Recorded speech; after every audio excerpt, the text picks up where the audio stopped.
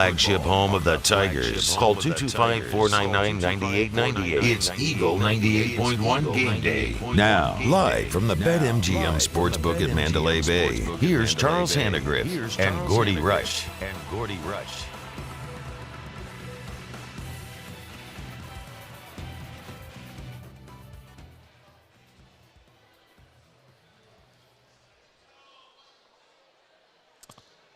There I am.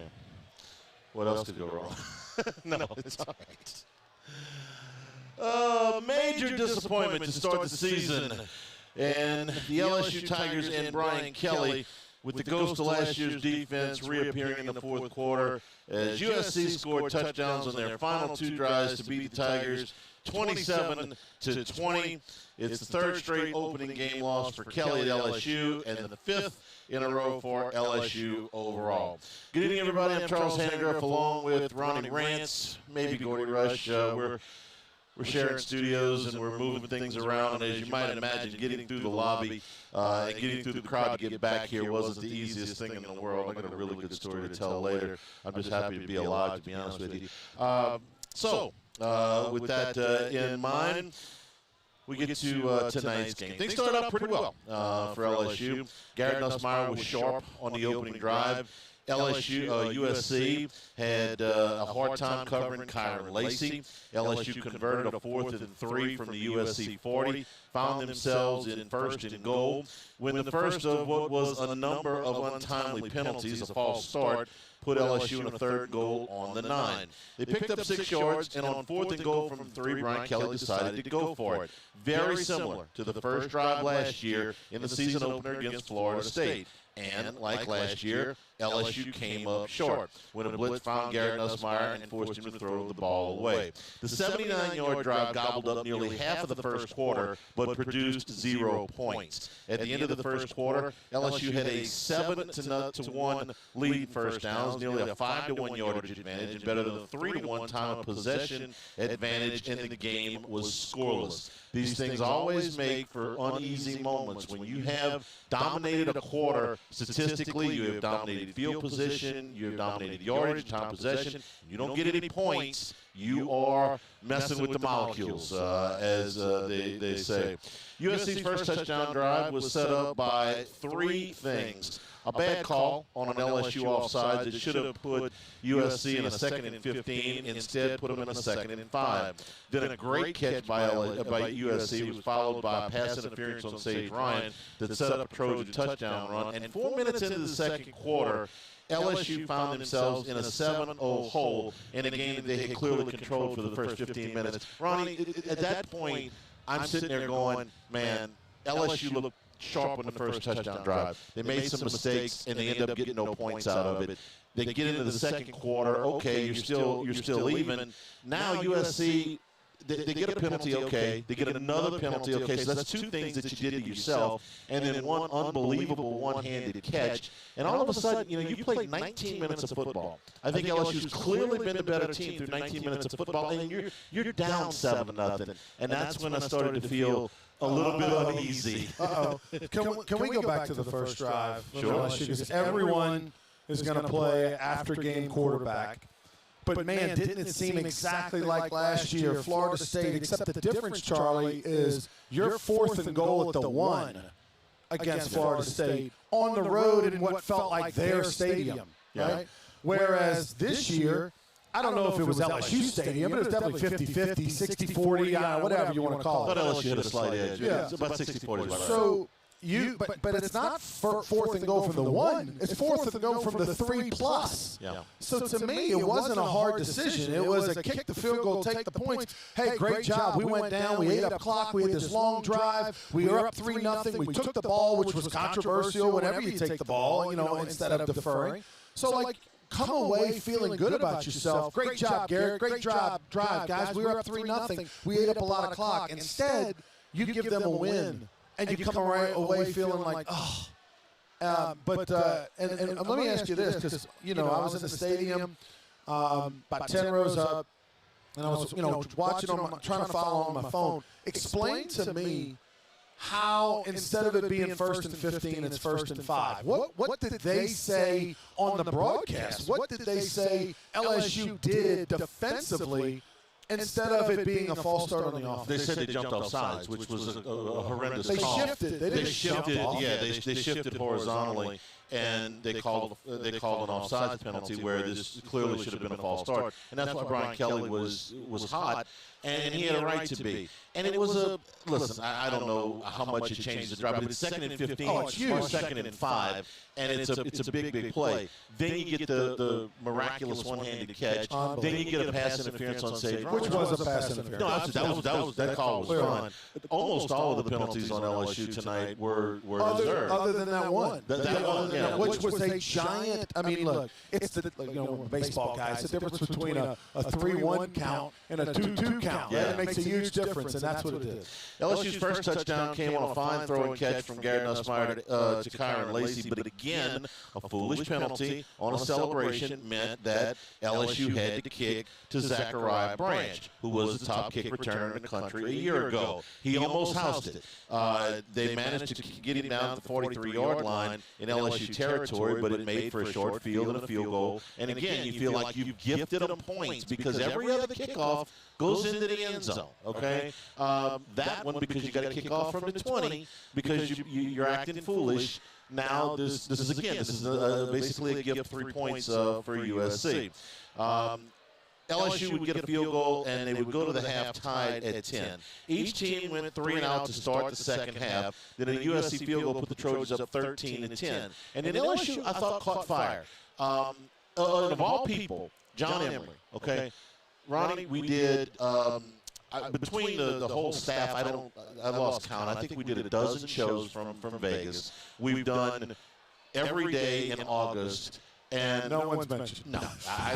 John Emery's name did not come up one time in any pregame show that we did. Other than, he's still there? God bless. And I'm a sucker for a good comeback story, and a guy that perseveres. So good for him. But never did I expect that would be what got the LSU run game going. But it did. He busted a big run up the middle for 39 yards. And LSU started to get the run game going, which this will be the biggest surprise of the game for me, which is that LSU was not able to run the football better behind that offensive line that looked anything but the hyped-up unit. And I'm as guilty as anybody. I thought they would be a lot better. Thought they were fine in pass protection, but the run game just it wasn't good enough tonight.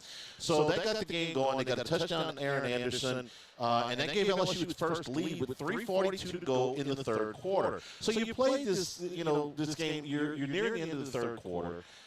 You have screwed up 10 ways to Sunday with penalties. You have not run the football the way you're supposed to. You dominate the first quarter, but you don't get points.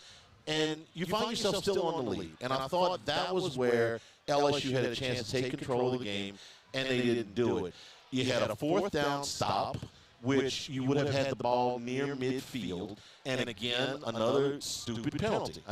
These aren't, hey, man, I had to hold the guy because he had beat me, or I had to PI the guy because he was going to get behind me, he was going to score a long touchdown. This is just acting the fool, okay? And so instead of up near midfield, you get the ball at your 21-yard line, and that drive ends up stalling. Then about halfway through the fourth quarter, the LSU defense, which to that point had held up fairly well. You're sitting there with 8 minutes to go in the game. You've held Lincoln Riley's team to 13 points. You feel, hey, look, I can't ask too much more than that, even with the penalties and all that other stuff. But that's when they turned into last year's defense again. It was 3 big chunk plays, and in the blink of an eye, USC takes the lead back at 20-17. You had 2 drives with the ball in the lead, with a chance to extend it and really put your foot down on the Trojans, and you didn't do it either time. So LSU goes back downfield, and they get in the red zone, and the drive stalls again, and Nussmeier misses on a pass on 2nd down. He's got Anderson out in the flats, and this is going to be a touchdown, right? I mean, and Nussmeier played well all game long. That was a terrible throw. Yeah, and he didn't make many. And he was slow in the decision-making process. Whenever you throw those rollouts, especially to a running back or a quick out. Like as soon as you see him open, throw it. Yeah. And he was like he was looking for a bigger play, settled for Anderson, and then just threw it away. It was just a horrible throw. So then you tie the game, and you got a minute 50 and a minute 47, and here's your opportunity to stop USC. You get the ball back, you can win the game. At that point, you're also thinking, probably, kick the field goal in the first quarter, those points would be awfully good to have right now. And the last drive, LSU couldn't get pressure on the quarterback. They couldn't cover. You had three big chunk plays, and even at the end, you get the ball down to the 27-yard line, 27 and a half, really, and the kicker's already missed a short one. So this is going to be the pressure kick. This is going to be the mother of all pressure kicks if it's 44, 45 yards. Now you're down to 13 seconds at that point. So they're going to have time to run another play. They had a timeout left. You're going to be able to put the pressure on him, but you get the targeting penalty. So now this runs you down inside the 10-yard line. So this ends, the half distance, and then you still got to make the pressure kick, right? It's a short kick, and he's probably going to make it. But hey, game's on the line. Stranger things have happened. He had missed a 29-yard field goal earlier in the game, and then you give up the run right up the gut, and you lose the game 27-20. Beyond disappointing for LSU tonight. So here's my takeaways overall. Number one, the run game wasn't as good. I thought if LSU was going to win this game, and I thought they would, and they didn't, it would be behind that offensive line, which we've talked up, guilty as charged, okay, that they would be able to control the trenches against USC on offense, and they didn't do that. The second thing, LSU's defense I thought was improved for 3.5 quarters. They weren't perfect by any means. But what did we ask? Hey, just get a little bit better. For 3.5 quarters, they were better. They weren't perfect. They had some silly penalties, and there were some big chunk plays. But if you hold Lincoln Riley to 13 points in essentially 52 minutes of football, you're feeling all right. I've given myself a chance. And then in the last two drives, they looked every bit as bad as they did a year ago. The penalties were killer. 10 for 99 yards. 10 for 99 yards, and they were, so many of them were really, really big penalties that changed field position, cost you scores. I mean, they weren't insignificant penalties. And the inability to finish drives on more than one occasion where you had to settle the first drive, the last drive, okay? Those two, stand out more than the others. But your inability to finish drives, Kelly said they were inside the 15-yard line 3 times and ended up with 6 points. He was as angry as I've seen him at LSU in the postgame. He's steamed. They weren't focused, which is impossible to fathom that when you work all offseason, man, these guys spend all summer just crushing it. They're in shape. They work hard. I mean, they work their ass off. You got to look at them and go, man, this team's in shape. They care. They want to win. They're playing hard. Defense looked improved in the first half. They just play at times in this game some really dumb football. And that's really concerning when you say, man, if you can't get focused for this one. I mean, that stadium was lit. Right. LSU's fans were in record crowd, biggest crowd ever. Record crowd, quality opponent, whole world's watching. And you come out and you do dumb things like that. That's probably the most disappointing thing. Charlie, it's disappointing because LSU didn't play bad. This was a coin flip game. This was a coin flip game. I thought it would be. My prediction was 31-28 LSU. I love the under on this one for 2 months. I've been saying on Sports Shorts.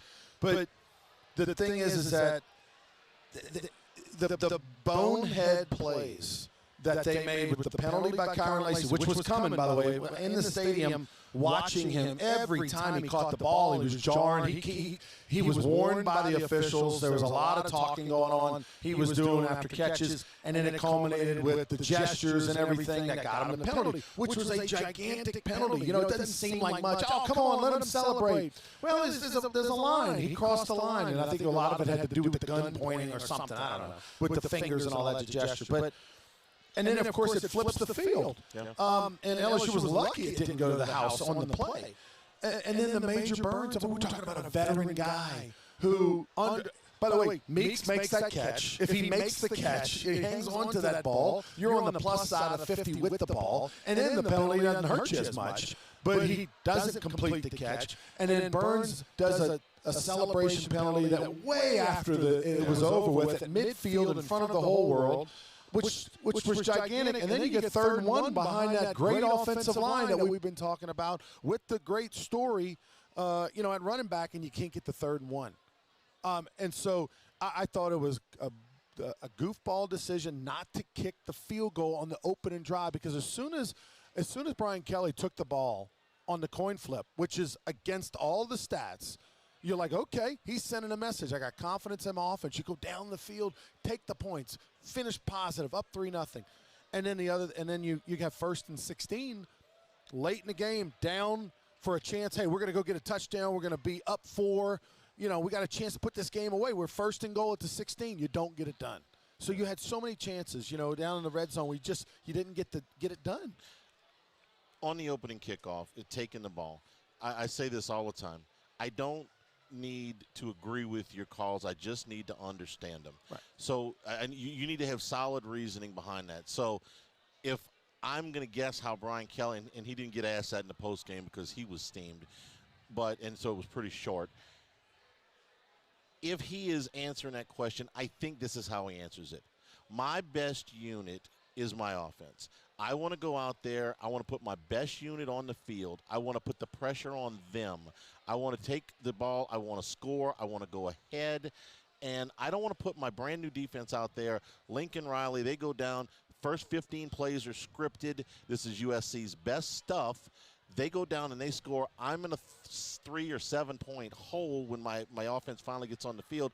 I don't want to deal with that. I want to take the ball and I want to go down and score. I'll accept that as an answer. But then you pass up the field goal.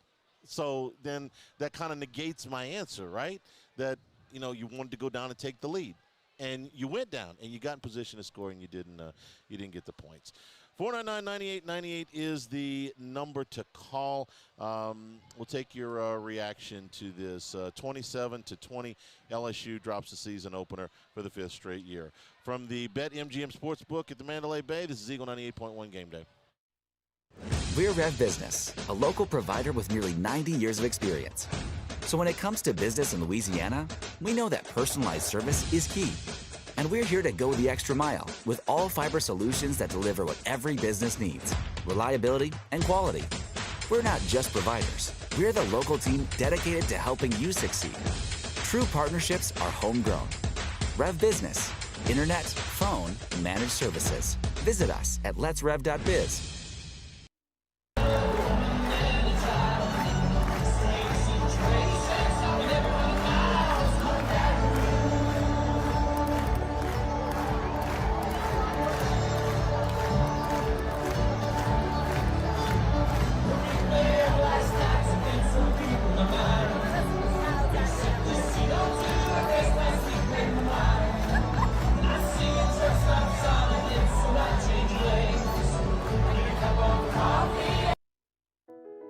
I've been doing business with Luba for 25 years.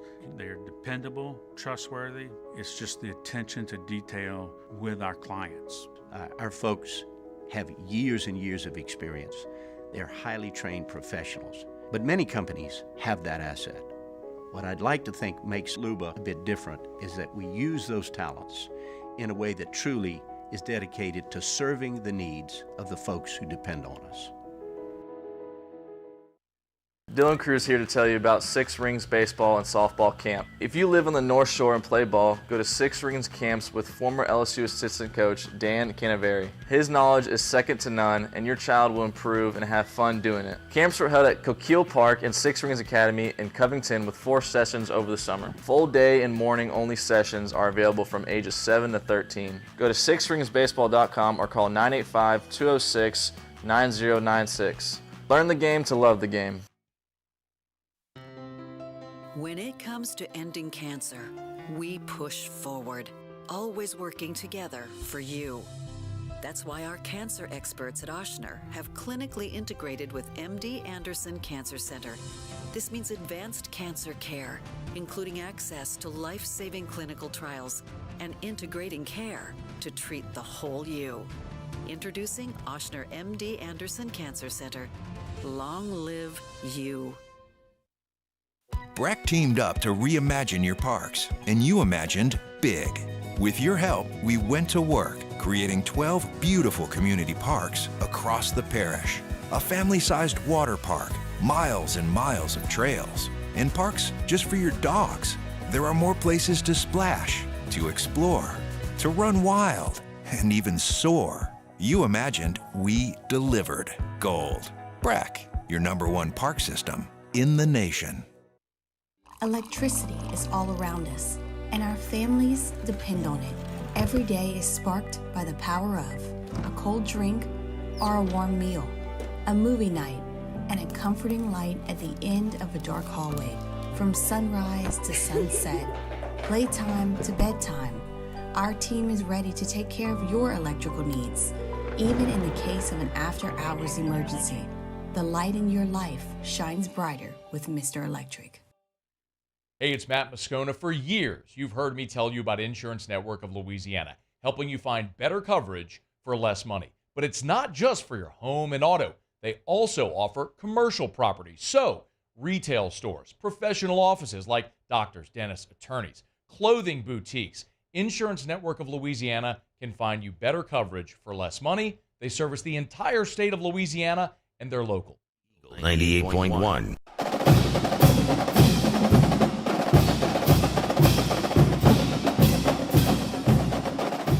Gameday continues from the BetMGM Sportsbook here at the Mandalay Bay. All right, I've been corrected on the call was not an offsides on LSU, but a delay a game for the shift, which, okay, I'm going to. Okay, wait. I delay a game. This is how's that even possible? This is a new rule apparently because we did they did it later in the game and they called a false start on USC. So I don't care. I stand corrected on the call. I still think it was BS, but be that as it may, I'm gonna Google try. I'm gonna try to get some understanding of that I think that there's it was a rule change, but I'm not sure about that.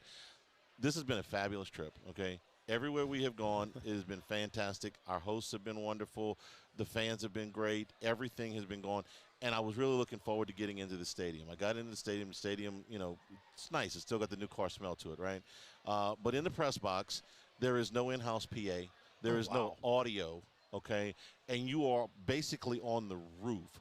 So not only do you not have an in-house PA to announce penalties and stuff like that, and you didn't have any audio on the TVs that were on in there for the ESPN broadcast. You also cannot hear the official on the mic. So that's on me, but I couldn't hear. Okay? So how, I mean, like they just forgot to get a guy. I mean, they got to have that for the Raider game, right? I mean, come on. I don't know. They didn't have one tonight. Wow. So you're kind of flying blind a little bit up there.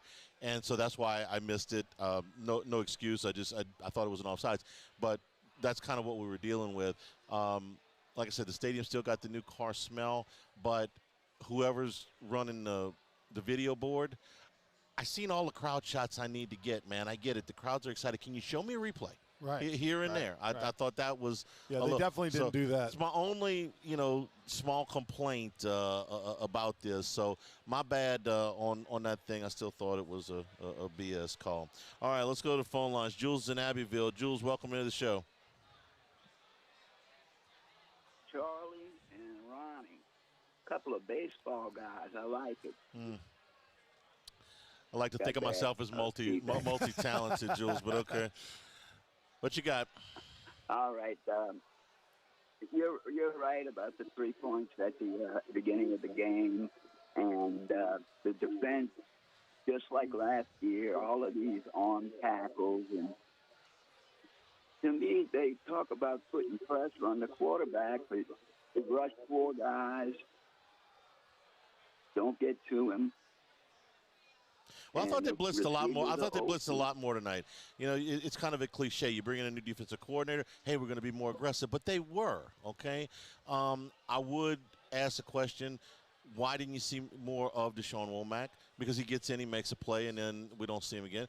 Why didn't we see a little bit more maybe a Dominic McKinley? He got in, he had a pressure, and then we don't see him again. Maybe they're not ready to play as much, but those were a couple of guys. But I thought Savion Jones was better tonight. He had a big sack. A couple of times they had him in a bear hug. I thought he had some nice plays. I thought Swinson made his presence known. The one guy in the weeks I thought played well.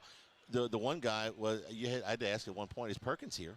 Because he made a couple flash plays, but he wasn't consistent and he missed some tackles. Yeah, missed some tackles pretty badly. And I'm sorry, but it's all off season. Well, we tried this last year, it didn't work. We're going to do it again. It's going to work this year. No, it doesn't.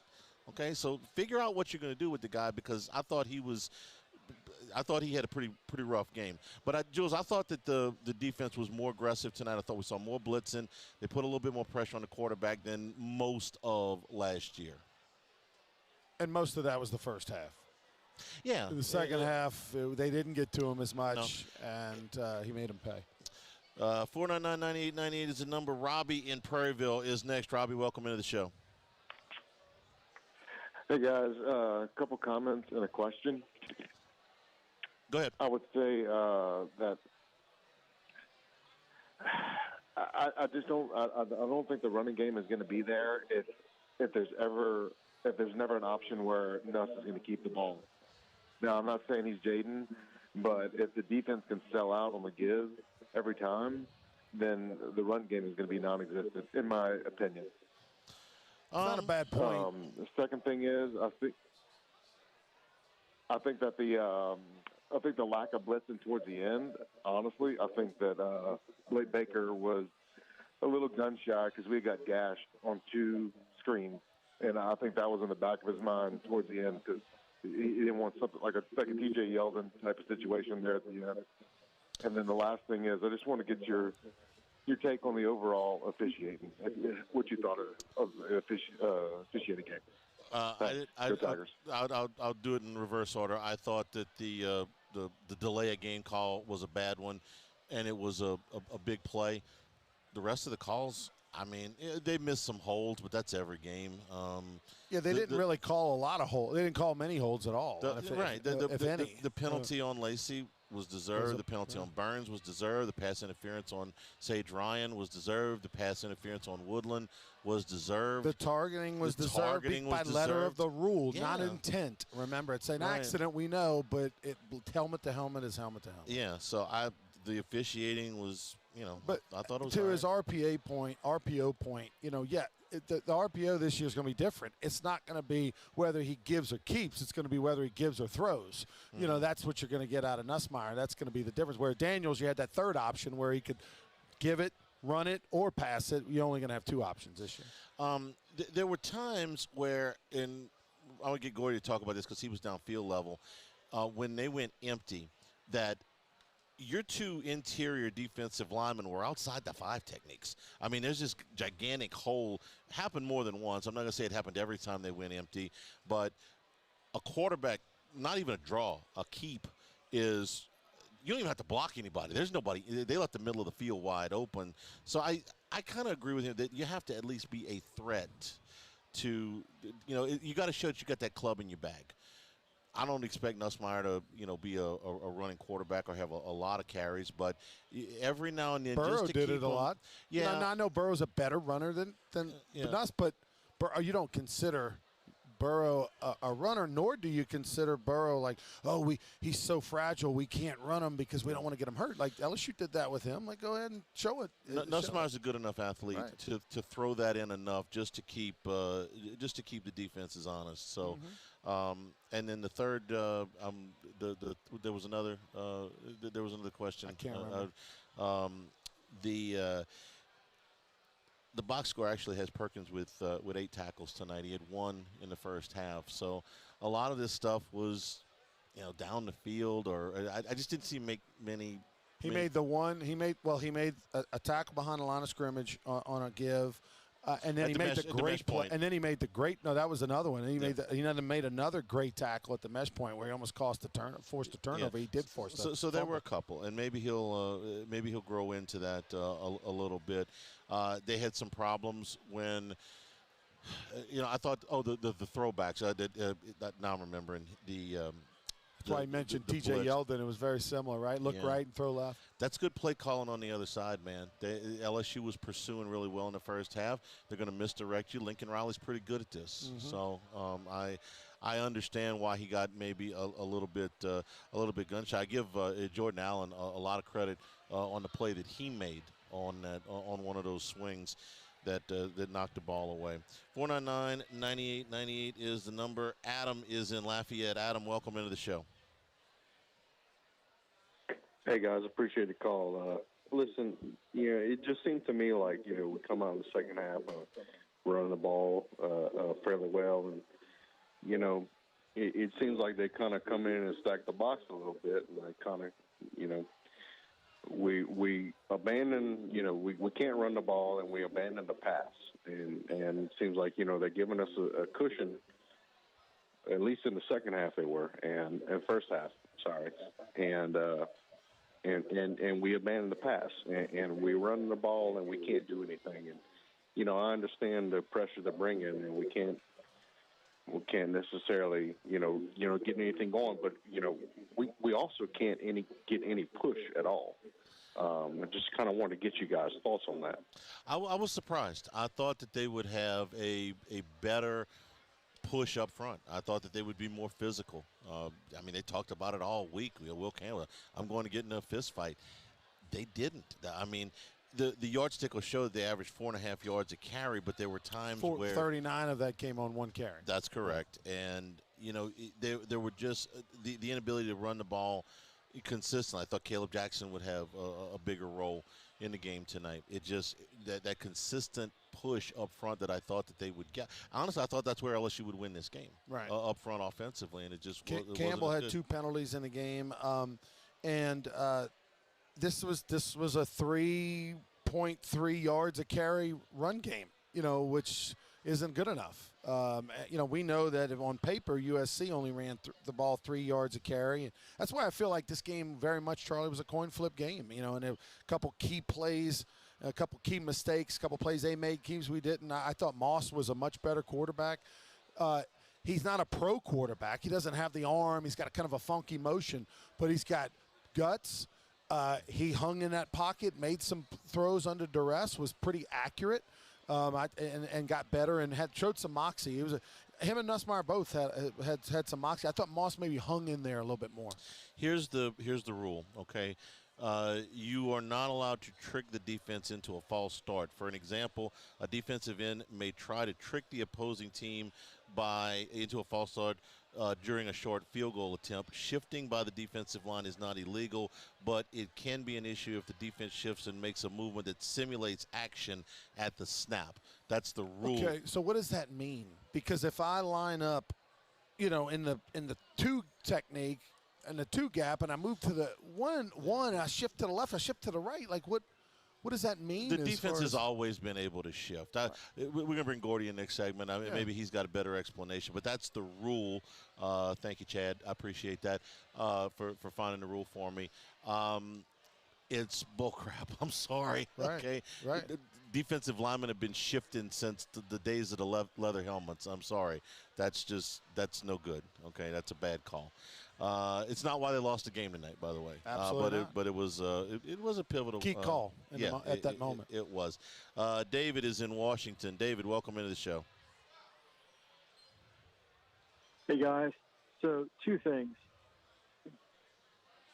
I think USC was more physical out the front, run-wise, against LSU. And maybe LSU should pick a different opponent for the opening week. Scheduling. Hey, David, are you Washington, D.C. or Washington State? Washington State. Okay. All right. So he's up. Not quite as late. Former Pac-12. territory. Okay, so we've talked about LSU's run game, and I thought USC was the more physical team. Now, on the other hand, LSU's defensive front, I thought, did a pretty decent job against USC's run game. They had one bust at the end, but I didn't think that USC ran the ball up and down the field. They averaged 3 yards a carry. I thought that, again, better. Okay, this is not the 11 defense. This is not the 03 defense. We just wanted better. Better from terrible. For 52 minutes, they were better, and for 8 minutes, they were last year. Right. Again, that's and going into the season, USC, because I talked to Josh Booty on my show about a couple weeks ago, and obviously he's tied into the USC through his brother, who was a former quarterback there, and they had questions about their offensive line, just like LSU had questions about the defensive line. Yeah. That was what USC had, and I think coming out of it, they feel better. Obviously, they pass protected better than they ran block. But the bottom line is, I think both teams, LSU's defensive line and USC's offensive line, better than what they expected, or they figured out some things, and it was okay. As far as the scheduling goes, this is I've been on the week 0 soapbox for quite a while, and it's like, how many of these do you have to lose? And look, but do you think it really is that? Well, I've got multiple reasons for wanting them to play a game in week 0. One of them is to work the kinks out. If they played Nichols last week, would they have won tonight? I don't know.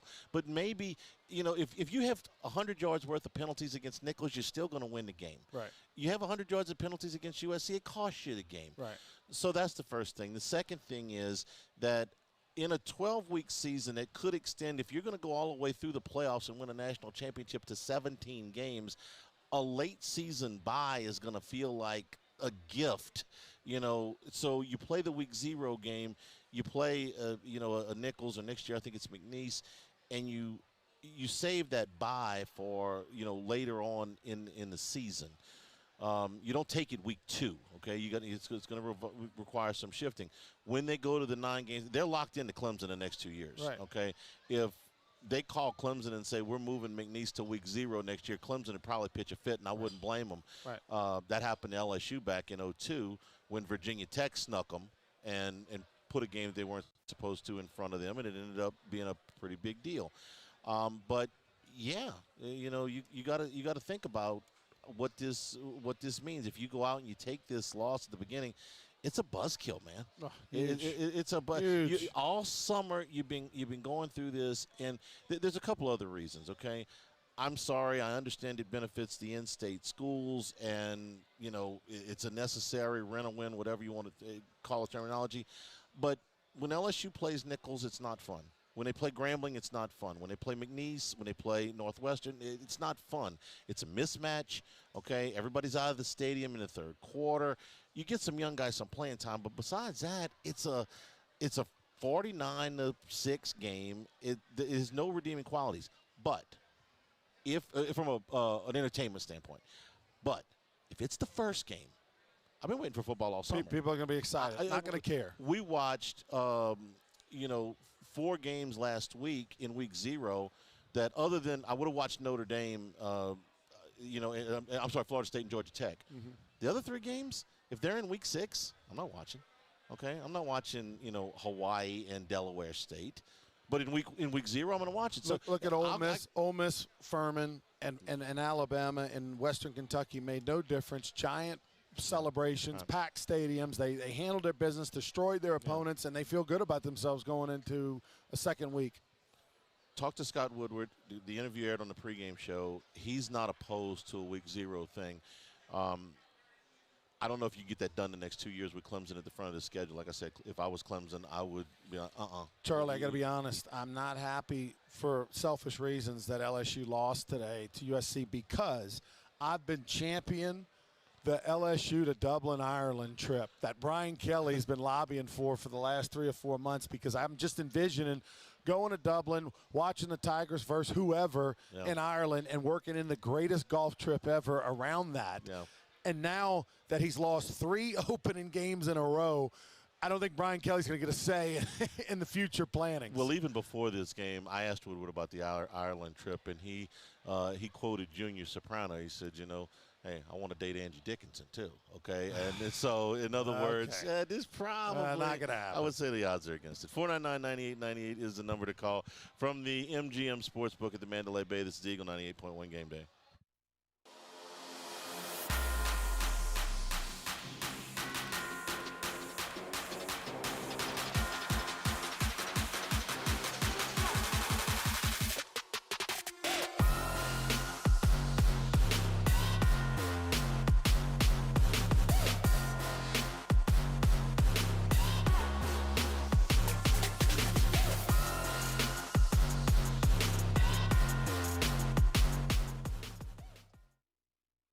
Jerry and Benny Payne began Central Plumbing Company out of their driveway in Tanglewood subdivision. 50 years later and 4 generations down the road, we continue to serve Baton Rouge and the surrounding areas for all of their plumbing needs. Residential, commercial, industrial, or hospitality, Central Plumbing is here 24/7, 365. We want to thank our customers, family, and friends for 50 years of success. And looking forward to 50 more. Gulf Coast Office Products is a nationally recognized Savin office equipment dealer based right here in Louisiana. Over 100 employees strong, Gulf Coast has the boots on the ground to support all vertical markets from education, engineering, legal, and finance. With the latest in office technology from desktop to production segment units, Gulf Coast and Savin have the perfect fit for you. Call 225-756-2644. That's 756-2644 for Gulf Coast Office Products. There it is, the extra mile, on the border of expected and extraordinary for those willing to go further, like vans customized for work or play, with safety and tech to keep you connected, supported by a 5-star sales, service, and finance team, and backed by the 1-star you know. So go the extra mile. It's never crowded, because so few have what it takes to go there. Mercedes-Benz Vans. I've been doing business with Luba for 25 years. They're dependable, trustworthy. It's just the attention to detail with our clients. Our folks have years and years of experience. They're highly trained professionals, but many companies have that asset. What I'd like to think makes Luba a bit different is that we use those talents in a way that truly is dedicated to serving the needs of the folks who depend on us. Dylan Cruz here to tell you about Six Rings Baseball and Softball Camp. If you live on the North Shore and play ball, go to Six Rings Camps with former LSU assistant coach Dan Canaveri. His knowledge is second to none, and your child will improve and have fun doing it. Camps were held at Coquille Park and Six Rings Academy in Covington with 4 sessions over the summer. Full day and morning only sessions are available from ages 7 to 13. Go to sixringsbaseball.com or call 985-206-9096. Learn the game to love the game. When it comes to ending cancer, we push forward, always working together for you. That's why our cancer experts at Ochsner have clinically integrated with MD Anderson Cancer Center. This means advanced cancer care, including access to life-saving clinical trials and integrating care to treat the whole you. Introducing Ochsner MD Anderson Cancer Center. Long live you. Breck teamed up to reimagine your parks, and you imagined big. With your help, we went to work, creating 12 beautiful community parks across the parish. A family-sized water park, miles and miles of trails, and parks just for your dogs. There are more places to splash, to explore, to run wild, and even soar. You imagined, we delivered. 98.1.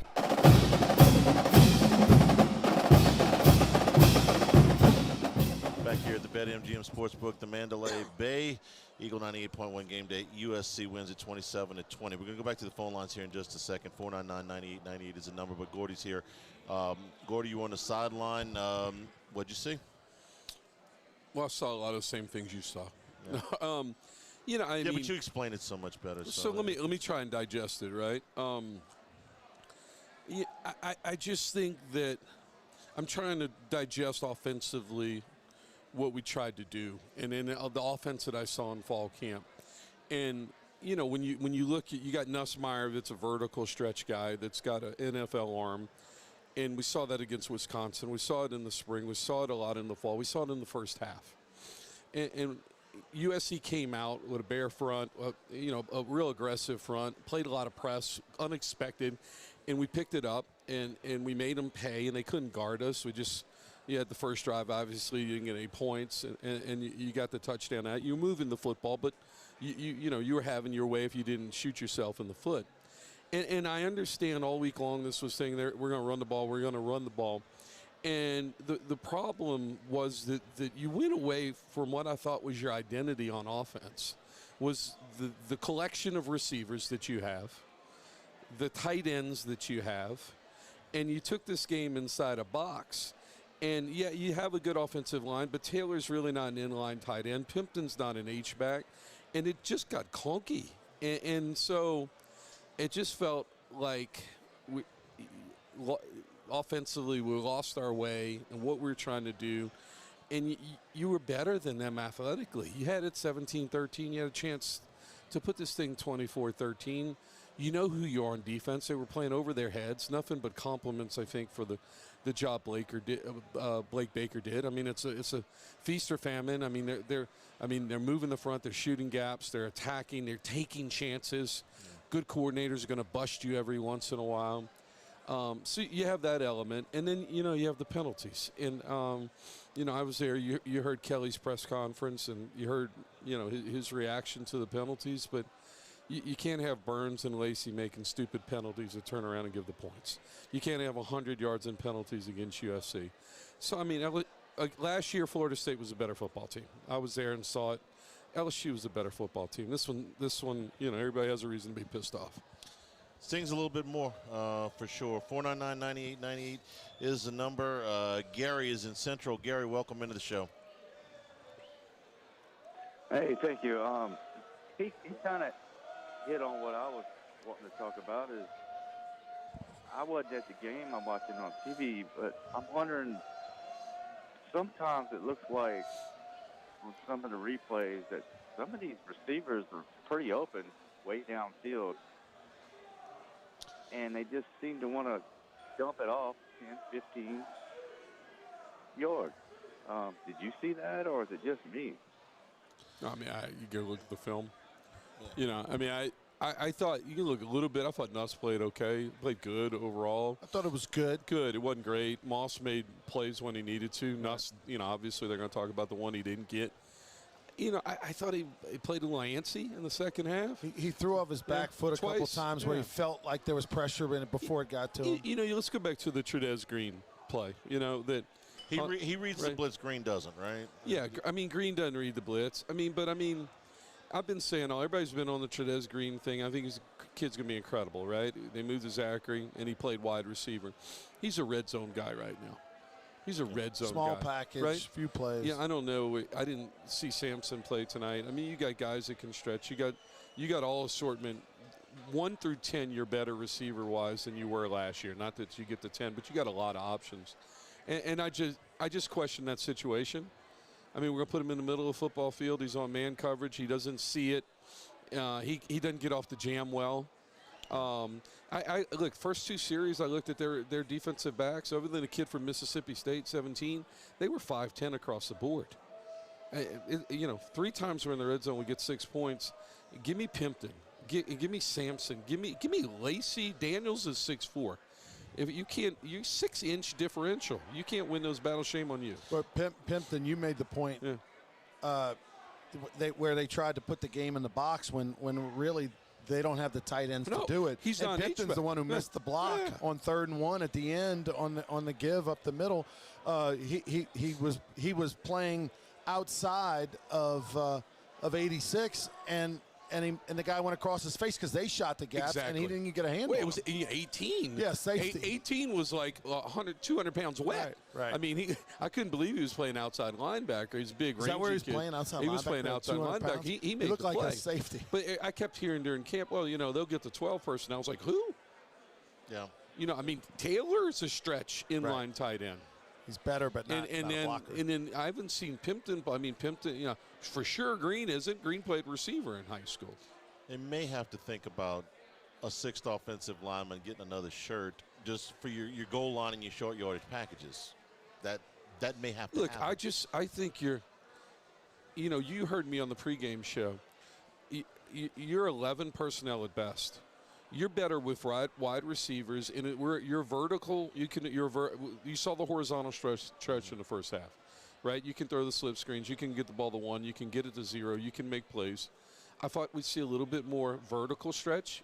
We've seen more vertical stretch with Nussmeier up until this evening. But you can get to your run game with 3 wides and 1 tight end. I don't see the 12 package at all. Speaking of Anderson, I'm watching tonight's game. I'm convinced that last year something was tweaked, hamstring, groin, whatever. He looks so much faster. Last year, this guy's going to come in. He's really, really fast. And you look at the game, it's like, wait, I don't see it.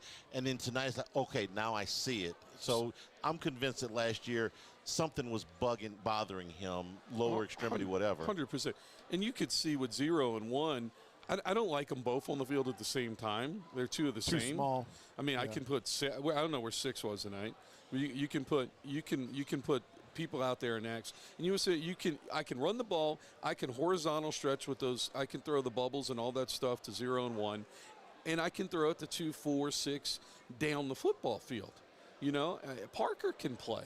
I've got enough stuff to do it like that. We didn't see the vertical stretch tonight, and I just for my taste, I've only seen a couple scrimmages. Do we have the personnel to run 2 tights? 499-9898 is the number. Ron's in New Iberia. Ron, welcome into the show. Ron? No Ron. All right, let's try AP. Ron, are you there? Yeah, I'm here. Okay, go ahead. Taking a call. Go ahead. Yes, sir. I have a question and a comment. First of all, the early field goal we passed up on, I thought we should have taken the 3 points as watching the game. It kind of reminded me of when we played Georgia a few years ago in Titan Stadium, and they went for a fake kick, and I thought Georgia right there because they had a game going, and they tried to kick a fake kick, and I thought the game was over right there. And my question is, do you think that would have made a difference on the outcome of the game if we would have taken the 3 points? I think that it was the play call to make was to take the field goal. I thought that the reason that Kelly took the ball to start the game was he wanted to put his best unit on the field first, to go out, to score on the first drive, to put the pressure on USC playing from behind. You make the play, everybody thinks it's great, but I don't know, sometimes I think you get caught a little bit too much in what you're anticipating the game to be.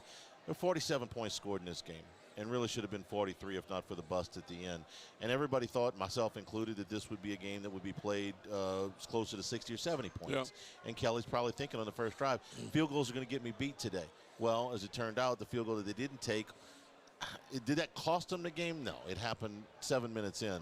But, boy, I would have felt a lot better if they had just taken the lead there. Let me ask you this, Gordy, because, it's easy to say now they should have kicked that. But in that moment, 4th and 3, I don't know what the percentage is. That's 50% at best, maybe less. 30. Yeah. Making that first down. So, they had a great drive. They did a lot of good things. The penalty obviously got them backed up. But you go out there and get the points, you would have had an 8-minute drive and all this, momentum, and you feel good about yourself, and great job, Nuss. We started the season off, and instead you give them the momentum. You give them the win. They feel good about themselves. Yeah, percentages are that way, right? We can sit there and do it, and you're exactly right.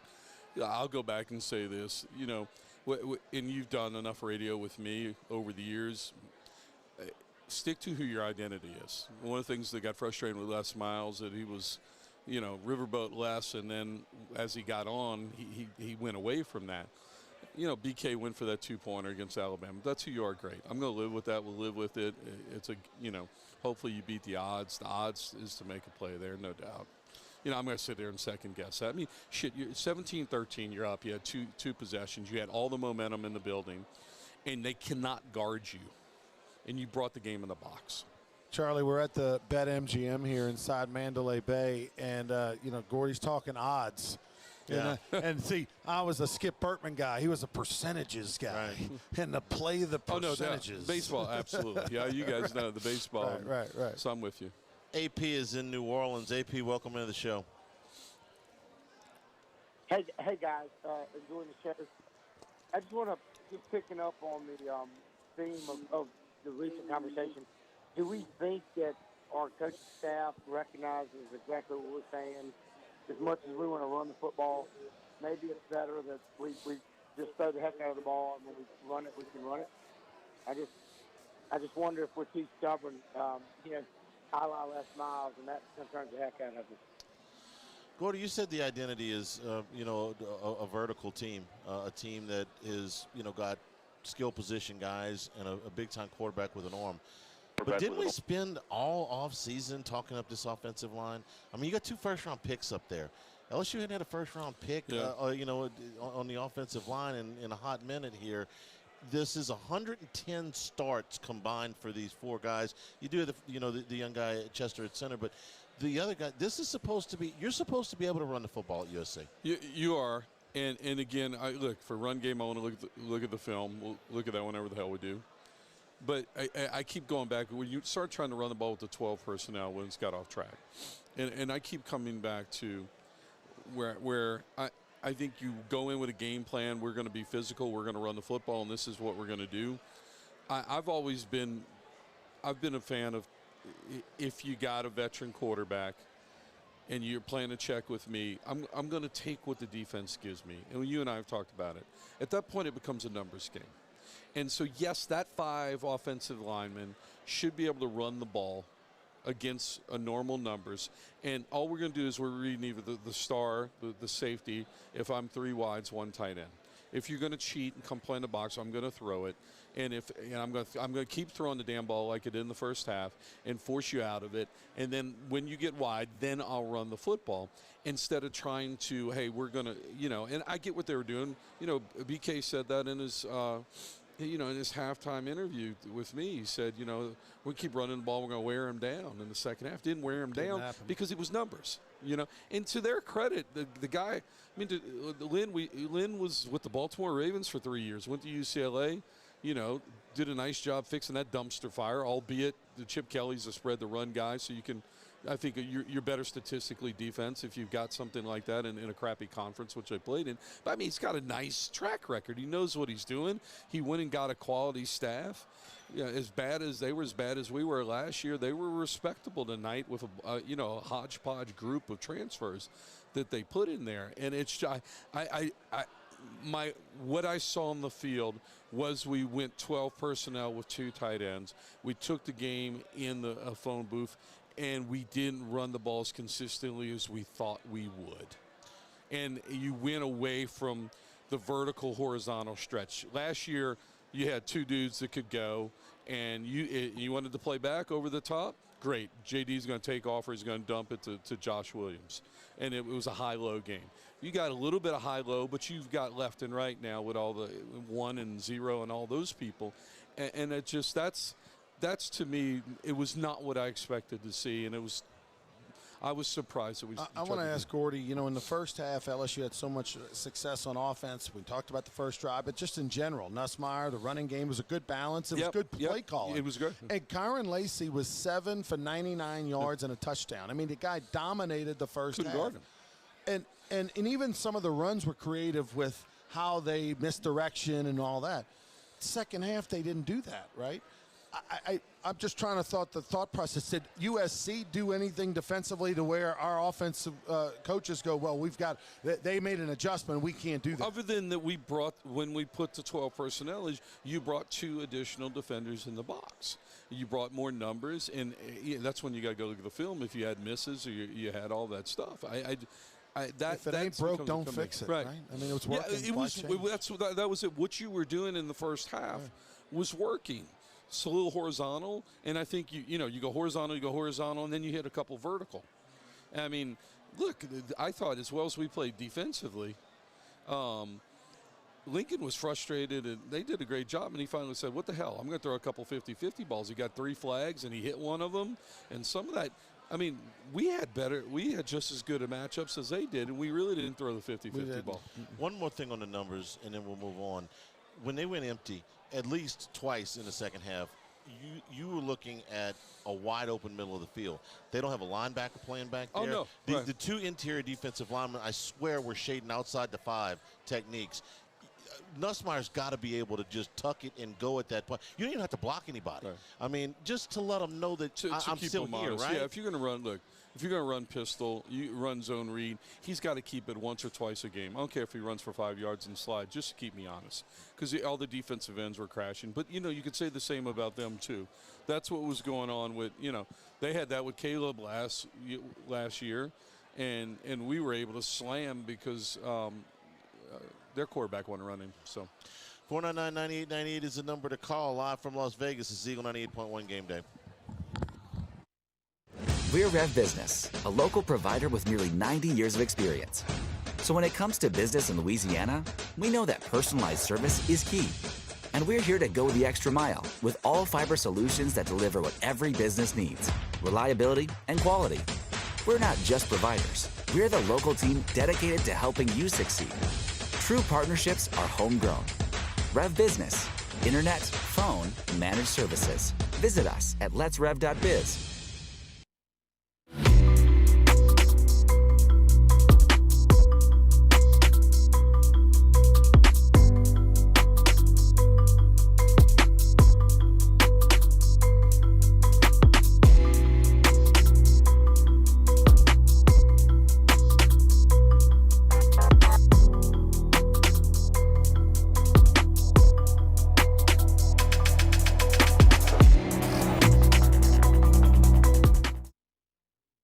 Electricity is all around us, and our families depend on it. Every day is sparked by the power of a cold drink or a warm meal, a movie night, and a comforting light at the end of a dark hallway.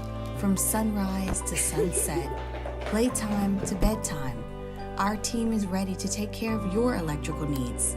Even in the case of an after-hours emergency, the light in your life shines brighter with Mr. Electric. Hey, it's Matt Moscona. For years, you've heard me tell you about Insurance Network of Louisiana, helping you find better coverage for less money. But it's not just for your home and auto. They also offer commercial property. So, retail stores, professional offices like doctors, dentists, attorneys, clothing boutiques. Insurance Network of Louisiana can find you better coverage for less money. They service the entire state of Louisiana, and they're local. So call today at 293-0450 or lainsurance.net. Jerry and Benny Payne began Central Plumbing Company out of their driveway in Tanglewood subdivision. 50 years later and 4 generations down the road, we continue to serve Baton Rouge and the surrounding areas for all of their plumbing needs. Residential, commercial, industrial, or hospitality, Central Plumbing is here 24/7, 365. We want to thank our customers, family, and friends for 50 years of success. And looking forward to 50 more. Gulf Coast Office Products is a nationally recognized Savin office equipment dealer based right here in Louisiana. Over 100 employees strong, Gulf Coast has the boots on the ground to support all vertical markets from education, engineering, legal, and finance. With the latest in office technology from desktop to production segment units, Gulf Coast and Savin have the perfect fit for you. Call 225-756-2644. That's 756-2644 for Gulf Coast Office Products. There it is, the extra mile, on the border of expected and extraordinary, for those willing to go further, like vans customized for work or play, with safety and tech to keep you connected, supported by a 5-star sales, service, and finance team, and backed by the 1-star you know. So go the extra mile. It's never crowded, because so few have what it takes to go there. Mercedes-Benz Vans. I've been doing business with Luba for 25 years. They're dependable, trustworthy. It's just the attention to detail with our clients. Our folks have years and years of experience. They're highly trained professionals. But many companies have that asset. What I'd like to think makes Luba a bit different is that we use those talents in a way that truly is dedicated to 98.1.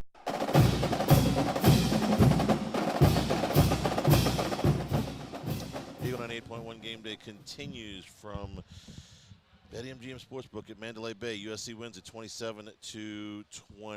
499-9898 is the number to call. Robbie is in Baton Rouge. Robbie, welcome into the show. Charlie, you know I'm absolutely disgusted, man. I don't know what to say. You know, and, the light is bad out here, and very all right, let's look. Lucky star. My wife. All right, he's cutting out, Michael. See if we can reconnect him. We'll try and get him back. He's disgusted. There's a lot of that going around. That is the prevailing. In fact, I wrote it down here in the open. A major disappointment to start the season. Disappointed, disgusted. Pick your word. Danny is in Baker. Danny, welcome into the show.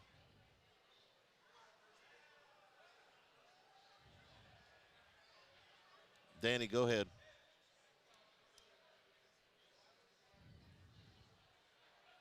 All right, no Danny. We try Ron in New Iberia. Anyone, Bueller?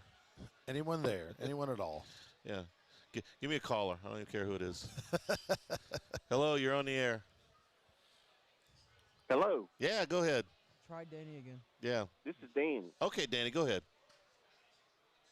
Okay, I just want to ask a question and make a point about the major burns and the late penalties. Do the coaches talk to these kids about how to act after they make a play or something so they don't get those kind of foolish penalties?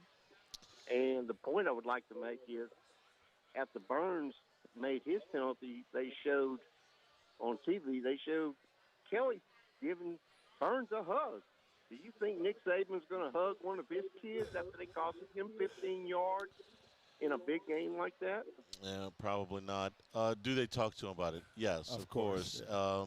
And, you know, I don't know if you got kids, but, you know, did you study for the test? Did you not know when curfew was? Did you, just think that the trash was going to take itself out? I mean, sometimes kids don't listen, Ronnie. I mean, I was sitting right there where Kelly was having a conversation with Burns. I was like 10 rows up from that spot, and the coaches, one of the assistant coaches got on him. Kelly got on him. I mean, it was a long conversation. They may have shown on TV the hug, but I mean, it was a minute and a half whole conversation, the whole time out basically. And he put his hands on his shoulders, was coaching him up, talking him up. You could almost tell like Burns at some point was going, I'm sorry, I messed up, that kind of thing. I mean, and it almost was, from my perspective, almost too much. Like they talked for too long. It should have been the old Saban, chewing out, and don't ever do that again, and that's it, because he knows better. He's a veteran guy. But look, it's an emotional game, and LSU was many, many times on the verge of getting a penalty like that. There, this day and age, there's so much taunting, there's so much trash talking after every play where guys stand over each other and all that. And officials let a lot go, but taking the helmet off at midfield is one for the whole world to see. It's a no-no. You can't put the flag in the pocket. The game's hard enough without, you're going to get some penalties called, some aggressive penalties. These are foolish penalties. Kelly used the word selfish penalties. It is. And these no, are it is. 100%. Upperclassmen too. These are not freshmen.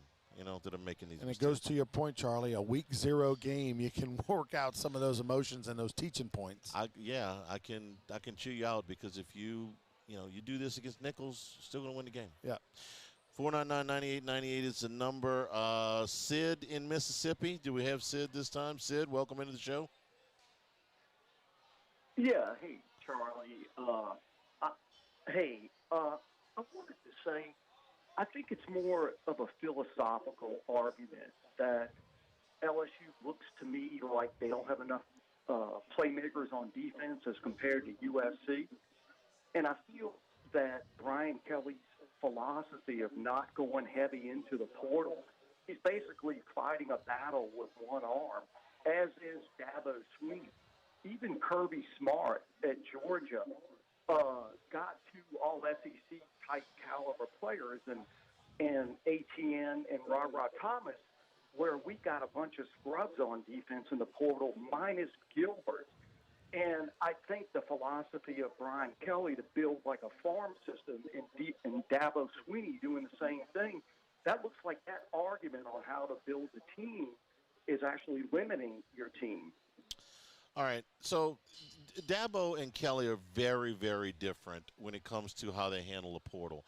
Dabo won't do it at all, okay? Kelly went heavy in the portal his first 2 seasons. The first year, they hit on a bunch of guys. You know, I mean, Jaden Daniels is the obvious one, but you hit on I'm blanking on his name, the corner from Oklahoma State, it's late, man. You know who I'm talking about. Converse, Bernard Converse. You hit on, 3 or 4 other guys. You had a very productive class. The second year, not as much. You got the corner from Syracuse, Deuce Chestnut, couldn't play. You had Denver Harris from A&M, highly recruited guy. Problems off the field, couldn't stay on the field. The first year you got Miles Frazier, who's turned into a really good offensive lineman. But you didn't get, anybody that good last year. I think what they would prefer to do is spend most of their resources on recruiting, development, and retention, okay? But he's not adverse to going into the transfer portal, okay? But all these guys don't work out. Like, Gilbert was one of the headliners in the transfer portal. I thought he had a rough game. The one when they got him in man coverage, they went right after him, and he got turned around, and USC scored a touchdown. So it's kind of like before there was a transfer portal, before you had to sit out a year. This was how they treated junior college players. Okay, if you got a junior college player, sometimes you get a gem. Okay, you get a late developer, you get a guy who's in a bad situation or whatever, and he comes in and he's Cedric Donaldson. Okay, and he ends up making big plays. But most of the time you get those junior college kids, and they were in junior college for a reason. They either weren't physically, developed enough, or they had off-the-field problems, grade problems, legal problems, whatever. So you tried to limit your liability.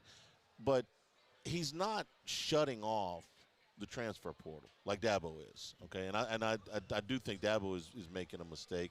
I think he would rather go in the other direction. So I don't think he did. Let's just be honest, they haven't hit on as many that's kids. That's the thing, Charlie, is that if you go in the portal, you're going to, spend a lot of money. If you go portal heavy, you're going to spend a lot of money because they're free agents. They're proven commodities. If you're going after, a guy, if LSU's going after a guy, he's going after a proven commodity most of the time. And you're going to have to overpay. And quite frankly, LSU's middle of the pack in the SEC when it comes to the, the NIL spend. The other thing is, I think they're closer to the top than they are to the middle. Well, okay, so I know baseball, according to their head coach Jay Johnson, flat out told me he thought they were 8th in the SEC. That's 16 teams. You wouldn't think LSU baseball would think that they're a middle of the pack NIL team. Well, how do you get Skeens and White here then? Well, I think LSU also was first to the party. They've been passed up now. Oh, okay. I think that year one of the portal, they had a donor, gave them some. All right, this is my one-time lump.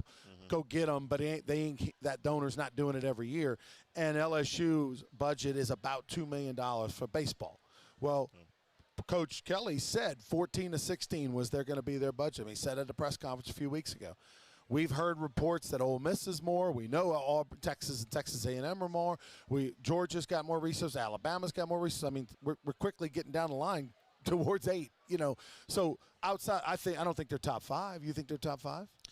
I think they're closer to top 5 than to the middle. So, and I look at Bryce Underwood, and I got a pretty good idea what he costs. Okay, I look at the defensive back that they got a couple of weeks ago.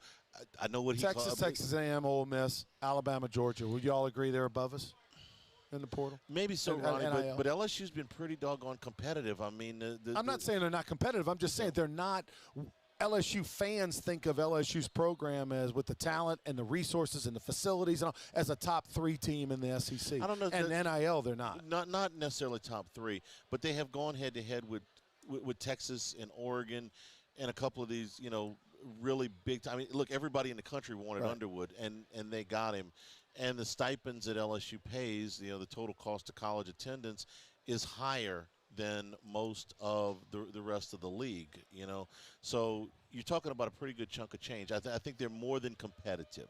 They may not be at the top, but I think they're more than competitive. And I agree 100% they're more than competitive. But this year, we know they needed defensive line help. They couldn't afford to go get the proven, tried and true. Go get me 3 guys, 3 guys. Those guys were running $800 to $1.2 million a piece. They didn't have it. They had it. They didn't want to spend it. Well, they choose to spend it elsewhere, or Well, they chose not to spend it because they didn't want to upset. I can't believe I'm using this term. They didn't want to upset the salary structure. Yeah, right. They don't want to. They could have went and bought those kids. Okay. And Kelly used that verbiage, and it got him in trouble because everybody was like, oh, well, you buy players all the time. What he meant was, I have to go overspend for this, okay? If this guy looks like, the next Glenn Dorsey, I'll be happy to give him $1 million. But he was a kind of a run-of-the-mill player. He's okay, but he ain't. I'm not going to give him more money than I'm giving my 2 first-round picks. Because then you have to give everybody else more money. If you get, that's why. Don't you agree that we need a salary cap? Well, they're going to have one. Well, sort of. Once the revenue sharing starts next year, it's $21.5 million. You can spend it all. You can spend some of it. And I think LSU, again, I had Woodward on Scott Woodward on the pregame show. Yeah, they're going to be right at the cap next year for revenue sharing. 499-9898 is the number to call. This is Eagle 98.1 Game Day. We're Rev Business, a local provider with nearly 90 years of experience. So when it comes to business in Louisiana, we know that personalized service is key. And we're here to go the extra mile with all fiber solutions that deliver what every business needs: reliability and quality. We're not just providers. We're the local team dedicated to helping you succeed. True partnerships are homegrown. Rev Business, internet, phone, managed services. Visit us at letsrev.biz. The Windsor Senior Living Community in Mandeville, Louisiana is a beautiful, vibrant apartment community geared towards seniors. They are nestled right in the heart of Mandeville, where seniors live a more carefree lifestyle in spacious apartments with the peace of mind that comes from having a little extra help. Call the Windsor at 985-624-8040 to schedule a lunch and tour. Come see how the Windsor can be your passport to peace of mind. Dylan Cruz here to tell you about Six Rings Baseball and Softball Camp. If you live on the North Shore and play ball, go to Six Rings Camps with former LSU assistant coach Dan Canaveri. His knowledge is second to none, and your child will improve and have fun doing it. Camps were held at Coquille Park and Six Rings Academy in Covington with 4 sessions over the summer. Full day and morning only sessions are available from ages 7 to 13. Go to sixringsbaseball.com or call 985-206-9096. Learn the game to love the game. When it comes to ending cancer, we push forward, always working together for you. That's why our cancer experts at Ochsner have clinically integrated with MD Anderson Cancer Center. This means advanced cancer care, including access to life-saving clinical trials and integrating care to treat the whole you. Introducing Ochsner MD Anderson Cancer Center. Long live you. Breck teamed up to reimagine your parks, and you imagined big. With your help, we went to work, creating 12 beautiful community parks across the parish. A family-sized water park, miles and miles of trails, and parks just for your dogs. There are more places to splash, to explore, to run wild, and even soar. You imagined, we delivered. Gold. Breck, your #1 park system in the nation. Electricity is all around us, and our families depend on it. Every day is sparked by the power of a cold drink or a warm meal, a movie night, and a comforting light at the end of a dark hallway. From sunrise to sunset, playtime to bedtime, our team is ready to take care of your electrical needs. Even in the case of an after-hours emergency, the light in your life shines brighter with Mr. Electric. Hey, it's Matt Moscona. For years, you've heard me tell you about Insurance Network of Louisiana, helping you find better coverage for less money. But it's not just for your home and auto. They also offer commercial property. So retail stores, professional offices like doctors, dentists, attorneys, clothing boutiques. Insurance Network of Louisiana can find you better coverage for less money. They service the entire state of Louisiana, and they're local. So call today at 293-0450 or lainsurance.net. Jerry and Benny Payne began Central Plumbing Company out of their driveway in Tanglewood subdivision. 50 years later and 4 generations down the road, we continue to serve Baton Rouge and the surrounding areas for all of their plumbing needs. Residential, commercial, industrial, or hospitality, Central Plumbing is here 24/7, 365. We want to thank our customers, family, and friends for 50 years of success. And looking forward to 50 more.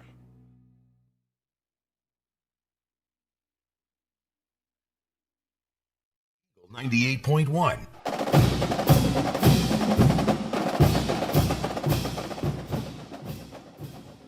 Eagle 98.1 game day from the BetMGM Sportsbook at Mandalay Bay. 499-9898 is the number to call. We got James is in Dallas. James, welcome into the show. Hey, Haney, I just wanted to get y'all's thoughts real quick on Brian Kelly's ability to win a national championship.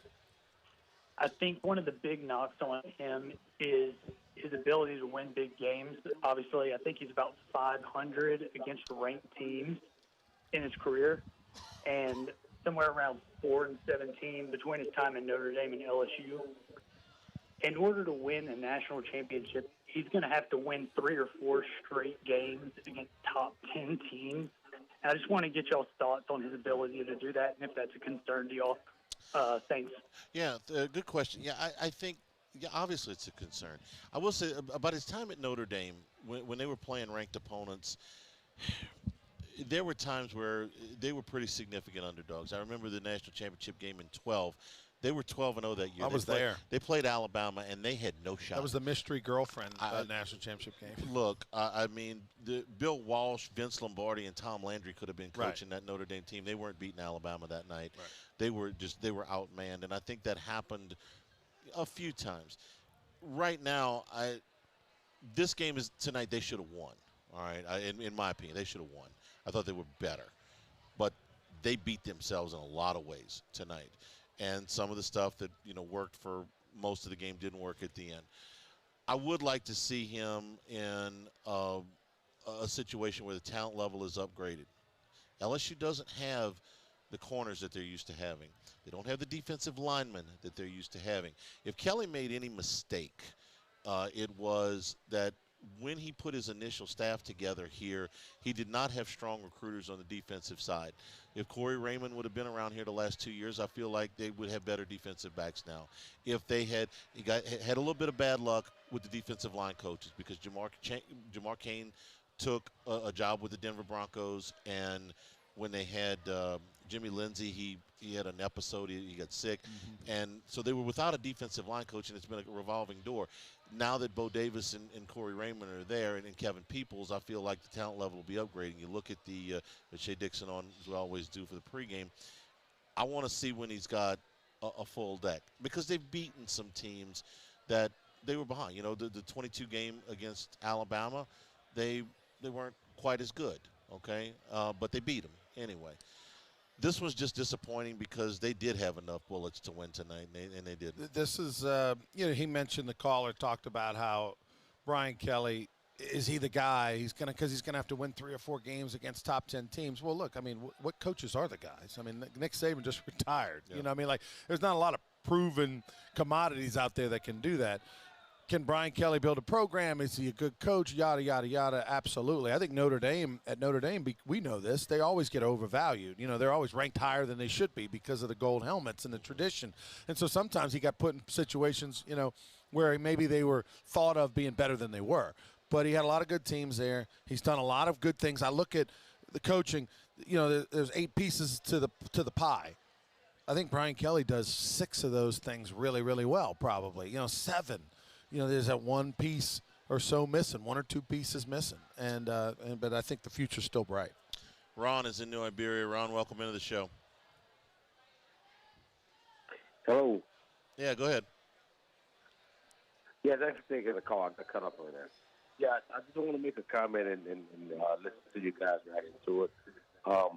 Earlier, you guys were talking about openers, and as far as you play a week 0 game versus week 1 game, and I'm looking at, and we have had a pass of playing strong teams that open Oregon, Washington, BYU, Wisconsin, and didn't have problems winning those games. I'm just wondering if in LSU cases where the landscape college, you need that 0-week game because of transfers, because when you're lining up, you actually don't know what you have. Right. Until the bullets are live. Yeah. So would a week 0 game make more sense for LSU or any other teams moving forward, Power 5 teams, whatever you want to say? Okay, and I don't want to act like week 0 is going to solve all of your problems, okay? I think it solves this problem. And the college football fan in me, Ronnie, doesn't want these games to go away. I mean, these are the games that we look forward to. I mean, look, Ole Miss beat Furman within an inch of their life. Wasn't real entertaining, though, okay? But it was necessary for them. And if LSU's got to put those games on the schedule, they're against the in-state schools, then put them first, okay? I want them to play USC. I want them to play Clemson. I want them to play a tough non-conference schedule. I just don't want to play them first. And for a lot of years, I got aggravated because they would take these games because it was a big check. It was at a neutral site. And it's like you're kind of screwing your season ticket holders a little bit. All right, when you take the best non-conference game 8 out of 10 years and you ship it to Houston or Dallas or Atlanta or even the trip to Green Bay, which was fantastic, you're going back to your core customers and saying we're taking the best of the non-conference and we're taking it away. Now this year I didn't feel that way because you got UCLA. You got UCLA.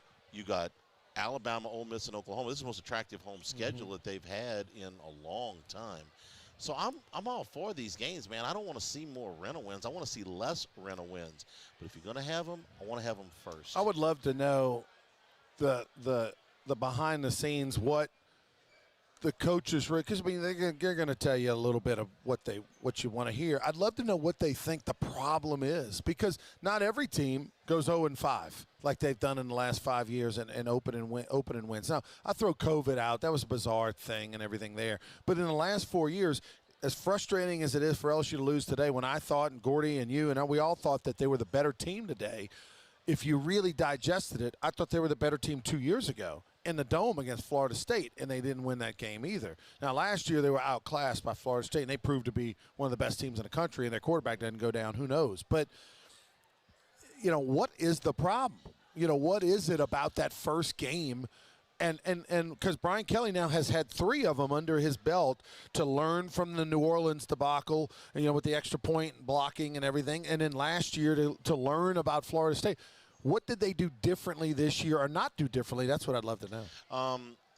So every game is different, right? The Mississippi State game, and that was the COVID year, and it was bizarre. You're playing Mike Leach, and the night before the game, Derek Stingley ends up in the hospital, and your best cover guy is gone, and all of a sudden your entire secondary changes, and State comes in and throws for 600 yards on you, and that's the worst guy you could have lost at that time. UCLA, that wasn't a very good LSU team.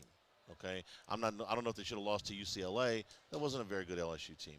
The game in the Superdome, it was Kelly's first game. They had kind of a mishmash on the offensive line. They had some guys playing out of position. They didn't know quite what they had yet. And Malik Neighbors, who had a $100,000 bet on a game. Yeah, well, I mean, he did. And you had Malik Neighbors, who ended up being a #1 draft pick and the top receiver in LSU history statistically, muffs 2 punts. Okay, well, who else you can put back there? I was all for putting Neighbors back there. He fumbled 2 punts. Okay, bummer. This one stings more than any of those to me because I thought you were better tonight. And last year Florida State was better. Okay, this one stings more. I thought you were better. I listened to Lincoln Riley's press conference. He thinks they should have won by more. Well, of course, he's coaching those guys. I think LSU should have won the game tonight. I think if LSU plays with any type of discipline at all, they win the game tonight. I think if they play with any kind of creativity on offense, they probably win the game tonight. disappointed in the offensive line and the run game, but I'm not saying it was perfect, but I thought LSU did a lot of things to beat themselves tonight. We'll take a break, come back here, the MGM Sportsbook at Mandalay Bay, Eagle 98.1 Game Day. We're Rev Business, a local provider with nearly 90 years of experience. So when it comes to business in Louisiana, we know that personalized service is key. And we're here to go the extra mile with all fiber solutions that deliver what every business needs: reliability and quality. We're not just providers. We're the local team dedicated to helping you succeed. True partnerships are homegrown. Rev Business, internet, phone, managed services. Visit us at letsrev.biz.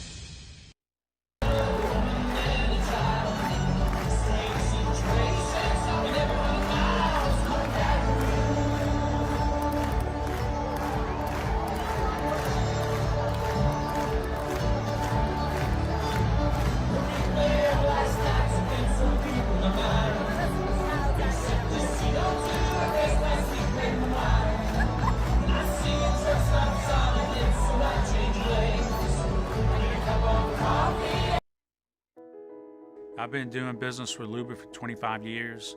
They're dependable, trustworthy. It's just the attention to detail with our clients. Our folks have years and years of experience.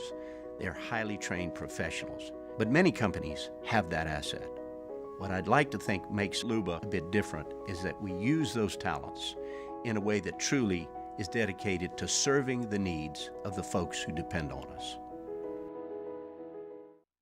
Dylan Cruz here to tell you about Six Rings Baseball and Softball Camp. If you live on the North Shore and play ball, go to Six Rings Camps with former LSU assistant coach Dan Canaveri. His knowledge is second to none, and your child will improve and have fun doing it. Camps were held at Coquille Park and Six Rings Academy in Covington with 4 sessions over the summer. Full day and morning only sessions are available from ages 7 to 13. Go to sixringsbaseball.com or call 985-206-9096. Learn the game to love the game. When it comes to ending cancer, we push forward, always working together for you. That's why our cancer experts at Ochsner have clinically integrated with MD Anderson Cancer Center. This means advanced cancer care, including access to life-saving clinical trials and integrating care to treat the whole you. Introducing Ochsner MD Anderson Cancer Center. Long live you. Breck teamed up to reimagine your parks, and you imagined big. With your help, we went to work, creating 12 beautiful community parks across the parish. A family-sized water park, miles and miles of trails, and parks just for your dogs. There are more places to splash, to explore, to run wild, and even soar. You imagined, we delivered. Gold. Breck, your #1 park system in the nation. Electricity is all around us, and our families depend on it.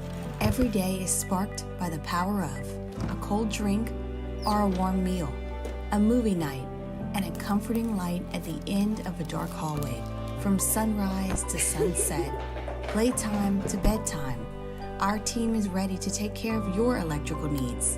Even in the case of an after-hours emergency, the light in your life shines brighter with Mr. Electric. Hey, it's Matt Moscona. For years, you've heard me tell you about Insurance Network of Louisiana, helping you find better coverage for less money. But it's not just for your home and auto. They also offer commercial property. So, retail stores, professional offices like doctors, dentists, attorneys, clothing boutiques. Insurance Network of Louisiana can find you better coverage for less money. They service the entire state of Louisiana, and they're local. 98.1. Eagle 98.1 Game Day. Stat Check. Presented by Luba Workers Comp. Luba Workers Comp. Delivering genuine dependability.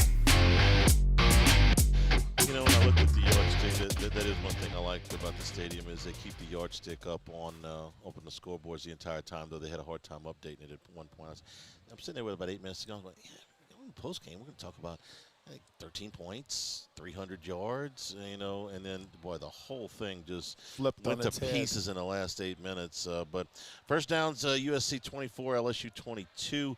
Total yards, 447 for the Trojans, 421 for the Tigers. Most of this is pretty even.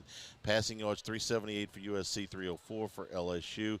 Rushing yards, 69 for USC, 117 for LSU. Third downs, Trojans 3 out of 9. You got them off the field, right until the last drive, and last 2 drives, and LSU was 5 out of 13 in the third down efficiency. Penalties, this was the killer. USC 6 for 50 yards, LSU 10 for 99, and it seemed like every single one of them was a significant penalty. Right. Wasn't just the yards, wasn't the number, it was when they were called, and they were big chunk penalties. Time of possession, 33 minutes for LSU, 27 for USC, and when you consider, Ronnie, that LSU had an 8.5, almost 9-minute time of possession lead in the first quarter, and it was tied. That was what I just don't understand, Charlie, is why get away from what's working? Yeah. I mean, there was just no reason. And they didn't make you stop. Malik Neighbors, 7 catches for 99 yards. He didn't have a single catch in the second half. Lacey, I'm sorry. Okay. Lacey, why not at least just run him a little 3-yard out just to get him a touch so that maybe that gets him back going. Individually, Garrett Nussmeier, 29 of 38, 304 yards, 2 touchdowns, the interception to end the ball game. Miller Moss, 27 for 36, 378 yards, a touchdown and no interceptions. Moss had a monster bowl game just like Nussmeier did. I mean, he had 6 touchdown passes against Louisville. So you say, well, it's the bowl game, right? You got opt-outs and all that stuff, and Louisville wasn't great. The kid looks good. I mean, and Nussmeier slings it better. He's got more of an arm. He's got a big time arm. He's a better passer of the football. But Moss is a quarterback, and he makes the right decisions.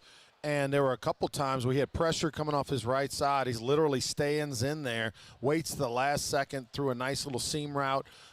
He's a good quarterback. And, oh, by the way, LSU felt pretty good when Nussmeier's bowl game, right?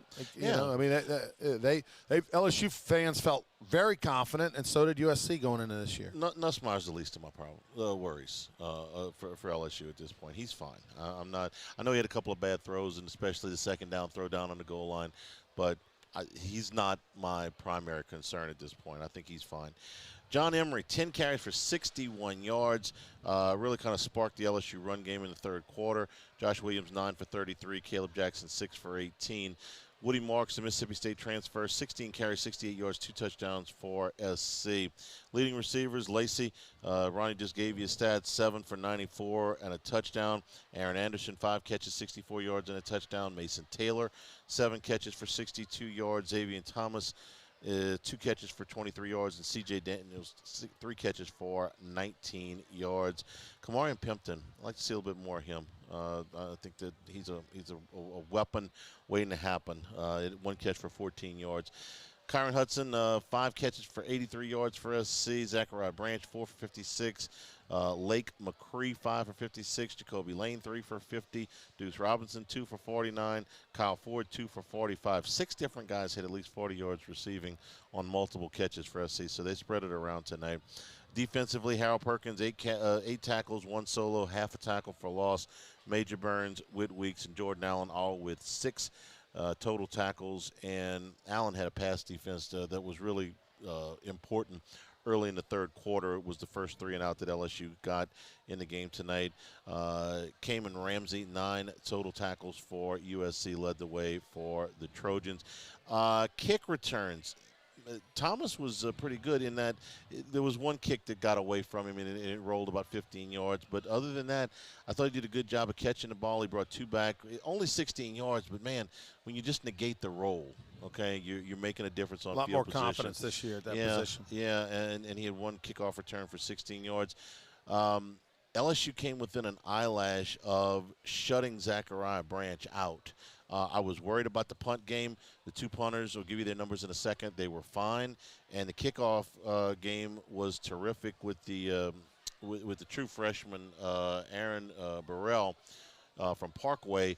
He kicked all of them into the end zone except the one that they had the penalty on. So Zachariah Branch, who led the nation in punt returns a year ago, had one punt return for 0 yards, and he only had one kickoff return, but it went for 46 yards, and it got in LSU territory, and it ended up being a short field for them. Peyton Todd, 3 punts, 38 yards, one inside the 20. Blake Ostendorf, 1 punt, 39 yards, also went inside the 20. USC punted 3 times for an average of 55 yards, 55.3 yards, and that is your yardstick. We'll take a break, come back here at the Mandalay Bay GM Sportsbook, Eagle 98.1 Game Day.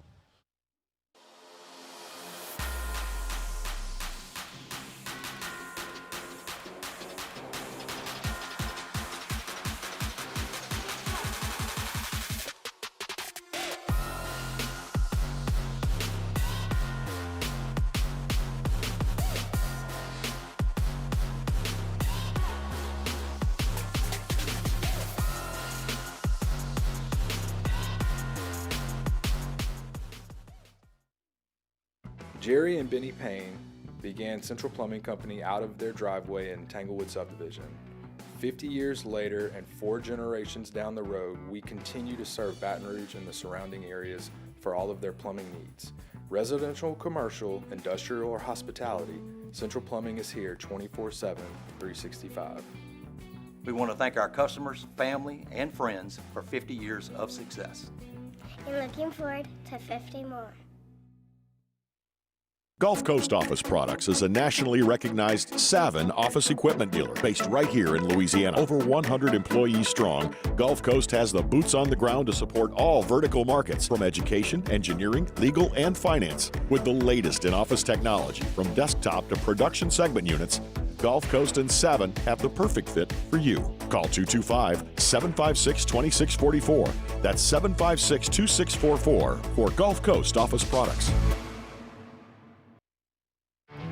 There it is, the extra mile, on the border of expected and extraordinary, for those willing to go further, like vans customized for work or play, with safety and tech to keep you connected, supported by a 5-star sales, service, and finance team, and backed by the 1-star you know.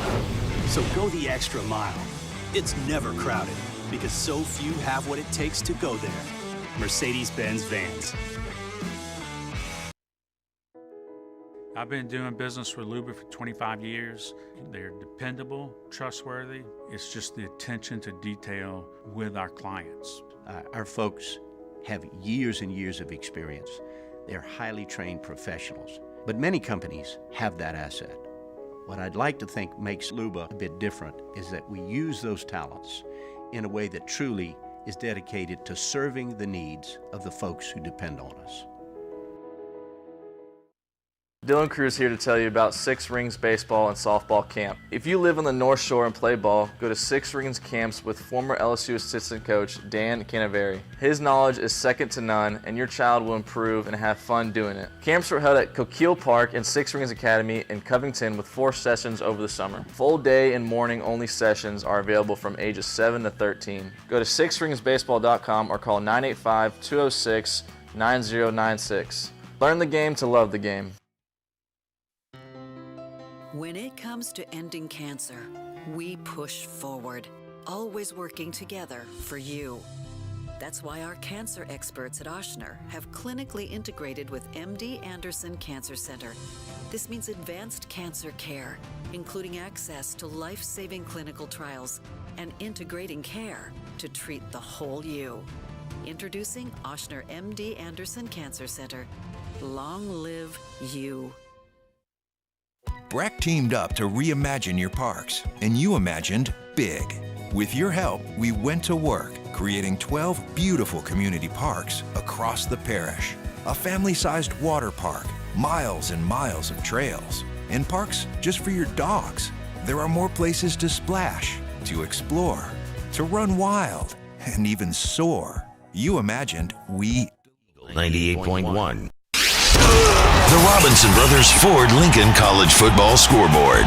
Robinson Brothers Ford Lincoln on airline under the giant American flag.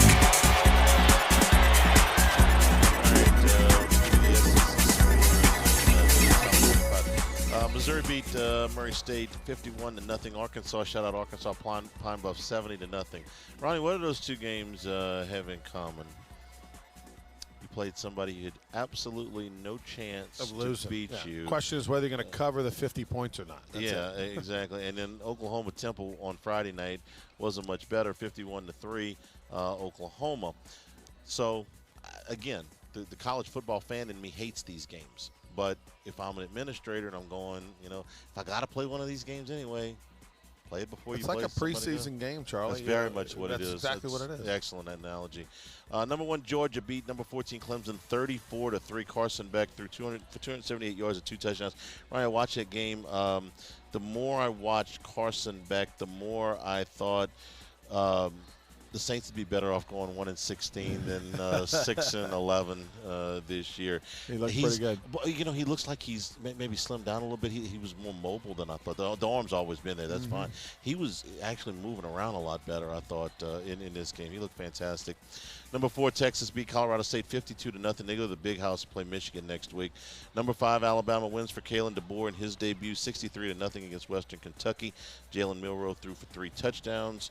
Number 6, Ole Miss beat Furman 76-0. You see, you catching the theme here. By the way, and they took their foot off the pedal. Yeah, it could have easily been 100. Right, it was 73-0 at the end of the third quarter. Yeah. Jackson Dart threw 5 touchdown passes, 418 yards. Number 7, Notre Dame beat number 20, Texas A&M 23-13 in Bill Elko's opening game as A&M coach. Notre Dame's schedule is such that this was the toughest game. They look like a very, very, I don't want to say shoe-in because what's today, September the 2nd now, but I don't know that there's 3 losable games on the rest of their schedule. Which is what I think a 10-2 Irish team gets in the playoffs. So that was a monster win for them. Number 15, Tennessee beat UT Chattanooga 69-3. Number 19, Miami beat Florida 41-17. How long does Billy Napier last in Florida, in your opinion? I'm setting the over/under at Halloween. Oh wow, I'll take the under. Okay. I think he gets done before then. You think? Okay. They might. Trying to think what order those games come in. They get A&M in 2 weeks. They get Tennessee at the middle of October, and they get Georgia. They get Georgia on November the 2nd. Maybe he finishes Georgia, Texas, LSU, Ole Miss, Florida State. They got beat so badly and looked so bad in that game. I think I just don't know. If the schedule was in a different order, I might agree with you. I think he makes it to the Georgia game, and that's probably it. They got beat 2-1 on the yardstick, and it's not for the 71-yard end around. It's even worse than that.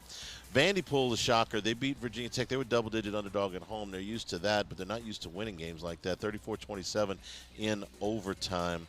South Carolina was in trouble. They were losing to Old Dominion with 7 minutes to go in the game. They get a late touchdown, and they win it 23-19. LSU will be in Columbia in 2 weeks.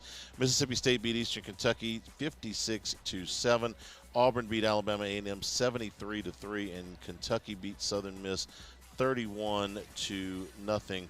Here's the rest of the top 25 action that did not involve SEC teams. Number 12, Utah beat Southern Utah 49-0. Kansas beat Lindenwood 48-3.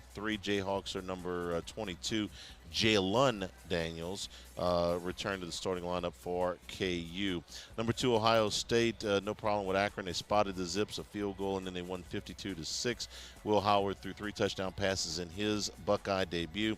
Number 3, Oregon beat Idaho 24-14. This was a 14-7 game going to fourth quarter. Dylan Gabriel, the preseason Heisman favorite, threw for 380 yards and 2 touchdowns. Number 6, Penn State beat West Virginia 34-10. Drew Allar looked a lot better in this game. Started quarterback for Penn State, threw 3 touchdown passes. Number 9, Michigan pulled away late from Fresno State. 30-10 was the final. They welcome Texas this week. Number 17, Oklahoma State beat South Dakota State 44-20. Jackrabbits 29-1 in their last 30 games, defending FCS national champs. Ollie Gordon ran for 104 yards and 2 touchdowns. Number 18, Kansas State beat UT Martin 41-6. Number 21, Arizona beat New Mexico 61-34. 39. Ted McMillan, if you haven't seen this guy play for Arizona, wide receiver, he's 6'5". He's about 230, 225, 230. He's going to be a first-round pick next year. All he had was 10 catches for 304 yards and 4 touchdowns in the game against New Mexico. And Iowa has an offense. Well, maybe. At least in this game they did. Number 25 Hawkeyes blanked Illinois State 40-0. That was probably 3 games worth. It was 40 points. Cade McNamara, who cost the coach a 1-game suspension through 3 touchdown passes for the Hawkeyes. No Colorado Buffaloes right there. You buying Colorado this year? They squeaked out one. Shador Sanders threw almost 500 yards. I like Shador, and I like Justin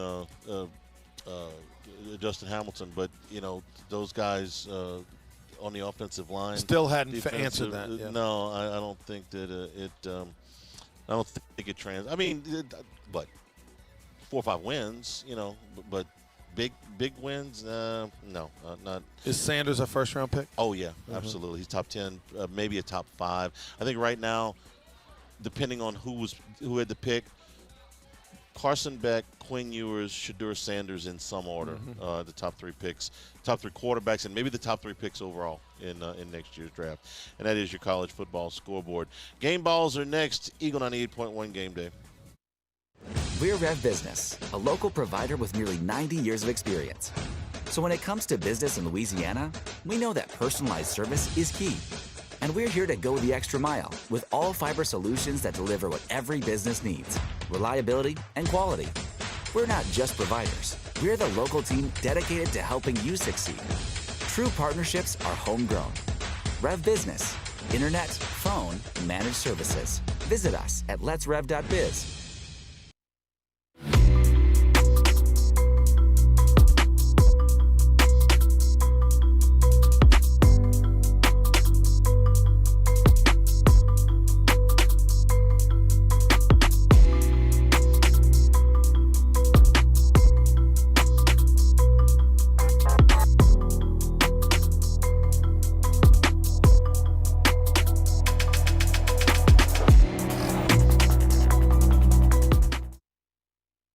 Electricity is all around us, and our families depend on it. Every day is sparked by the power of a cold drink or a warm meal, a movie night, and a comforting light at the end of a dark hallway. From sunrise to sunset, playtime to bedtime, our team is ready to take care of your electrical needs.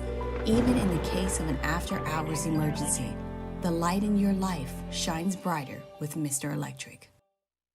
Hey, it's Matt Moscona. For years, you've heard me tell you about Insurance Network of Louisiana, helping you find better coverage for less money. But it's not just for your home and auto. They also offer commercial properties. So, retail stores, professional offices like doctors, dentists, attorneys, clothing boutiques. Insurance Network of Louisiana can find you better coverage for less money. They service the entire state of Louisiana, and they're local. So call today at 293-0450 or lainsurance.net. Jerry and Benny Payne began Central Plumbing Company out of their driveway in Tanglewood subdivision. 50 years later and 4 generations down the road, we continue to serve Baton Rouge and the surrounding areas for all of their plumbing needs. Residential, commercial, industrial, or hospitality, Central Plumbing is here 24/7, 365. We want to thank our customers, family, and friends for 50 years of success. And looking forward to 50 more. Gulf Coast Office Products is a nationally recognized Savin office equipment dealer based right here in Louisiana. Over 100 employees strong, Gulf Coast has the boots on the ground to support all vertical markets, from education, engineering, legal, and finance. With the latest in office technology, from desktop to production segment units, Gulf Coast and Savin have the perfect fit for you. Call 225-756-2644. That's 756-2644 for Gulf Coast Office Products. There it is, the extra mile, on the border of expected and extraordinary, for those willing to go further, like vans customized for work or play, with safety and tech to keep you connected, supported by a 5-star sales, service, and finance team, and backed by the 1-star you know. So go the extra mile. It's never crowded, because so few have what it takes to go there. Mercedes-Benz vans. I've been doing business with Luba for 25 years. They're dependable, trustworthy. It's just the attention to detail with our clients. Our folks have years and years of experience. They're highly trained professionals. But many companies have that asset. What I'd like to think makes Luba a bit different is that we use those talents in a way that truly is dedicated. 98.1. Spencer Callahan is the one to see. Call 387-2323. LA 21-12681. Offices in Baton Rouge. WDGL and HD1 Baton Rouge. Eagle 98.1.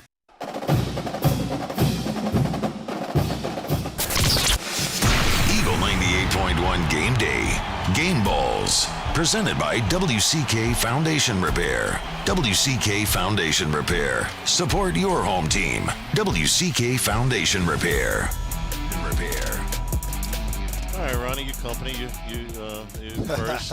Who you going to give game balls to? Well, I mean, Garrett Nussmeier. I'm on the Nuss bus. Obviously, we wish he'd have made a better throw there on second down late in the game instead of throwing the ground. But, I mean, 29 of 38, 304 yards, 2 touchdowns. He did have a pick. That was at the end with 8 seconds left when he was just, kind of a Hail Mary type situation. So I'm not even counting that. But, I mean, I'll take 29 of 38, 300 yards every game all season long with, maybe 2 or 3 bad throws. That was about it the whole day for him. All right. Who else? Anybody else? I'm going to say, I'm going to say Kyron Lacey. Okay. I don't know that it's his fault that they didn't throw it to him in the second. I don't even know if they targeted him in the second. I'd love to go back and watch him. He was in the stands. First half, 7 catches over 90 yards and a touchdown. And the first drive, it looked like, second coming. They couldn't stop him.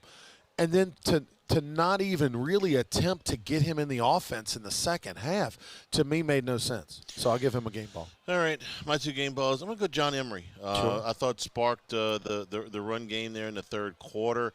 Maybe a kind of a forgotten guy in the grand scheme, but he was a gamer tonight. 10 carries for 61 yards. And then on defense, I'm going to go Whit Weeks. The drive that USC had early in the fourth quarter, Weeks got in there, made a couple of big plays there. He had 1.5 tackles for loss tonight to go with 6 total tackles, and made some nice plays. So I give Wood Weeks a game ball as well.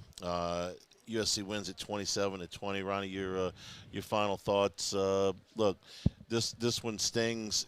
I understand it's not the end of the world. It's certainly not the end of the season. You got a long way to go, and they bounced back, the last couple of years and had successful seasons. But this one's going to sting for a little bit because it's going to be a while before you're in a what game again. You're going to be big favorite the next 4 weeks, so you're not going to be a favorite the next 4 weeks. So it's going to be until Ole Miss gets here where you can really say, okay, you punched back and you beat somebody really good. I don't know that I feel differently about this team than I did going into the game. For me personally, I thought it was a coin flip game going into it. Reports are coming out of LSU's camp that they were much better on defense than a year ago. Now, that's, whatever that's worth. That was the worst defense in history, basically. And I thought they were. I thought the defense was better. Now, they either got tired, they got exposed. Whatever happened in the last 6-7 minutes of that game, that looked like last year. But other than that, they are better. And so I had LSU going 9-3 this year, and that's still very much in front of them. And they're going to learn a lot. I mean, we've talked plenty of today about the week 0 game possibility. They're going to learn a lot. They're going to be a much better team. They came out of this thing somewhat healthy, I believe, it looks like. Yeah. So Hilton didn't play, but I don't think that's a long-term right. thing. So, I mean, I feel like they came out of this thing healthy. They're going to learn a lot from their mistakes in this game, and I think they're going to be a team that can probably beat anybody. But I still think 9-3 is where they land. There's some positives to build on. Nobody wants to talk about that tonight, and we've spent the whole show doing the other thing because that's what you do when you lose a game that you wanted to win. You think you should have won. You talk about why you didn't win it. But I'm like you. They get back home, get back in the film room, get back on the practice field. There are some positive things. There was some improvement defensively for 52 minutes. I thought the special teams, okay? I was worried about the punters all August. I thought they did a nice job tonight. I like the kicker. I like the quarterback. I think that the offensive line will get better. I don't have anything to base that on other than I thought those guys were really good players and just didn't have maybe their best game tonight, or maybe USC's better than we're giving them credit for. Hopefully. I mean, it's not Bear Alexander going to be playing in the pros for a bunch of money. Probably playing for a bunch of money this year. We got to quit using that. Right. It's not like these guys are not getting paid. So they've got talent up front. So maybe they're just a little bit better than what we've. And that's the other thing too, Charlie, is that fair or not, we used to always give guys the benefit of the doubt and say, hey, they're just college kids. Thomas Dunson back in the day. How many times did we say his name? Drop linebacker and all that. Well, they're just college kids. Let's not be too harsh. Yeah, but if you play in the NBA and you're 20 years old and you get paid $10 million, they criticize you. Well, these guys are getting paid. Down about how much? Some might only be getting 50, 100,000. Some are getting a lot more than that. These guys are pros. They're getting paid. It's a little different, way of judging, I think. How would you have done if you'd have got 6 figures a year when you were in college? It wouldn't have been it would have been a bad deal, Charlie. I mean, listen, Charlie, I spent too much time as it was in Tigerland. When you didn't have any money, and I had no money. Right. And I was begging to get in for free and drinking Natty Lights from Tiger Todd for free out of the keg tap all the way on the left. If I could have gotten actual Crown Royal instead of Seagram 7 or Canadian Club, things would have been different for me for sure. We appreciate your pinch hitting. All right, thank you. For us tonight. Enjoyed it, Charlie. Good I'll seeing be back to wrap things up when we return here from the MGM Sportsbook at Mandalay Bay. Eagle 98.1 Game Day. We're Rev Business, a local provider with nearly 90 years of experience. So when it comes to business in Louisiana, we know that personalized service is key. And we're here to go the extra mile with all fiber solutions that deliver what every business needs: reliability and quality. We're not just providers. We're the local team dedicated to helping you succeed. True partnerships are homegrown. Rev Business, internet, phone, managed services. Visit us at letsrev.biz.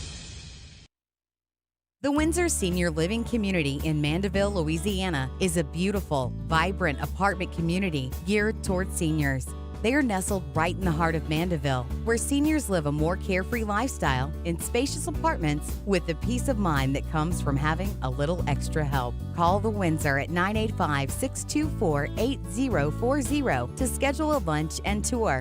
Come see how the Windsor can be your passport to peace of mind.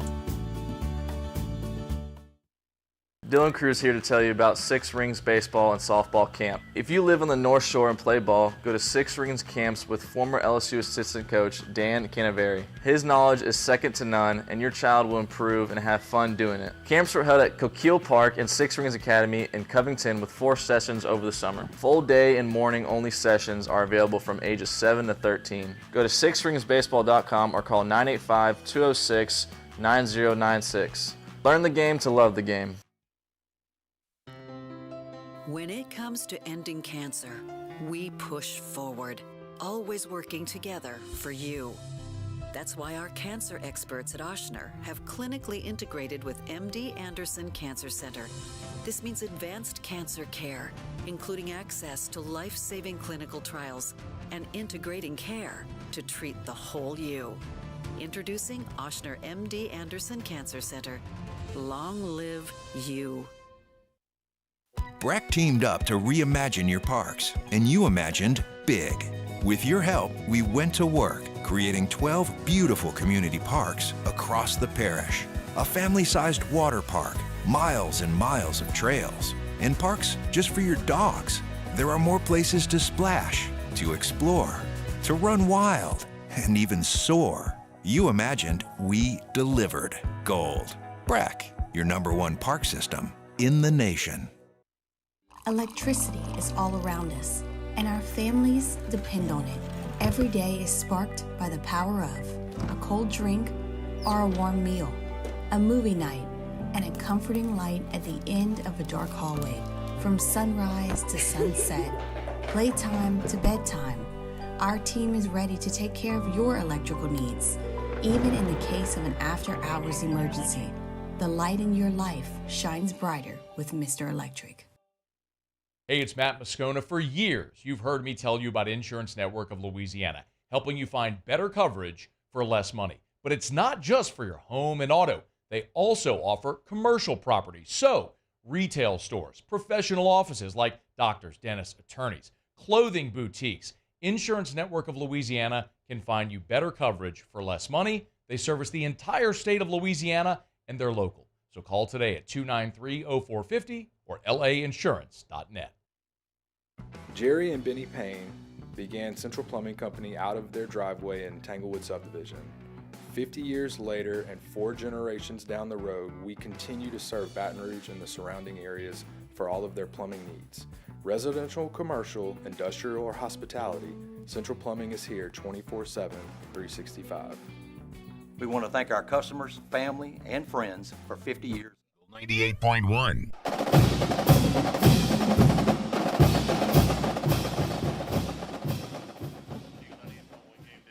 Wrapping up here from the Mandalay Bay Sportsbook. Tomorrow, no Brian Kelly press conference because of Labor Day. They'll move that to Tuesday. And then next week, Nickel State for the opener. Eagle 98.1 Game Day will be from Rouse's for the pregame show back in the studio for the Postgame. I want to thank everybody for Richard Dixon. Well, my engineer left, so.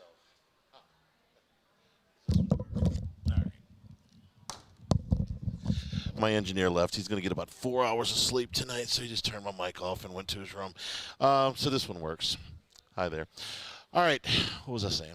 Oh, thanks to Ronnie Rance. Thanks to Michael Patel back in the studio. He is doing a great job late at night. Thanks to our engineer, Bo Wegman. He has been pulling triple duty every day.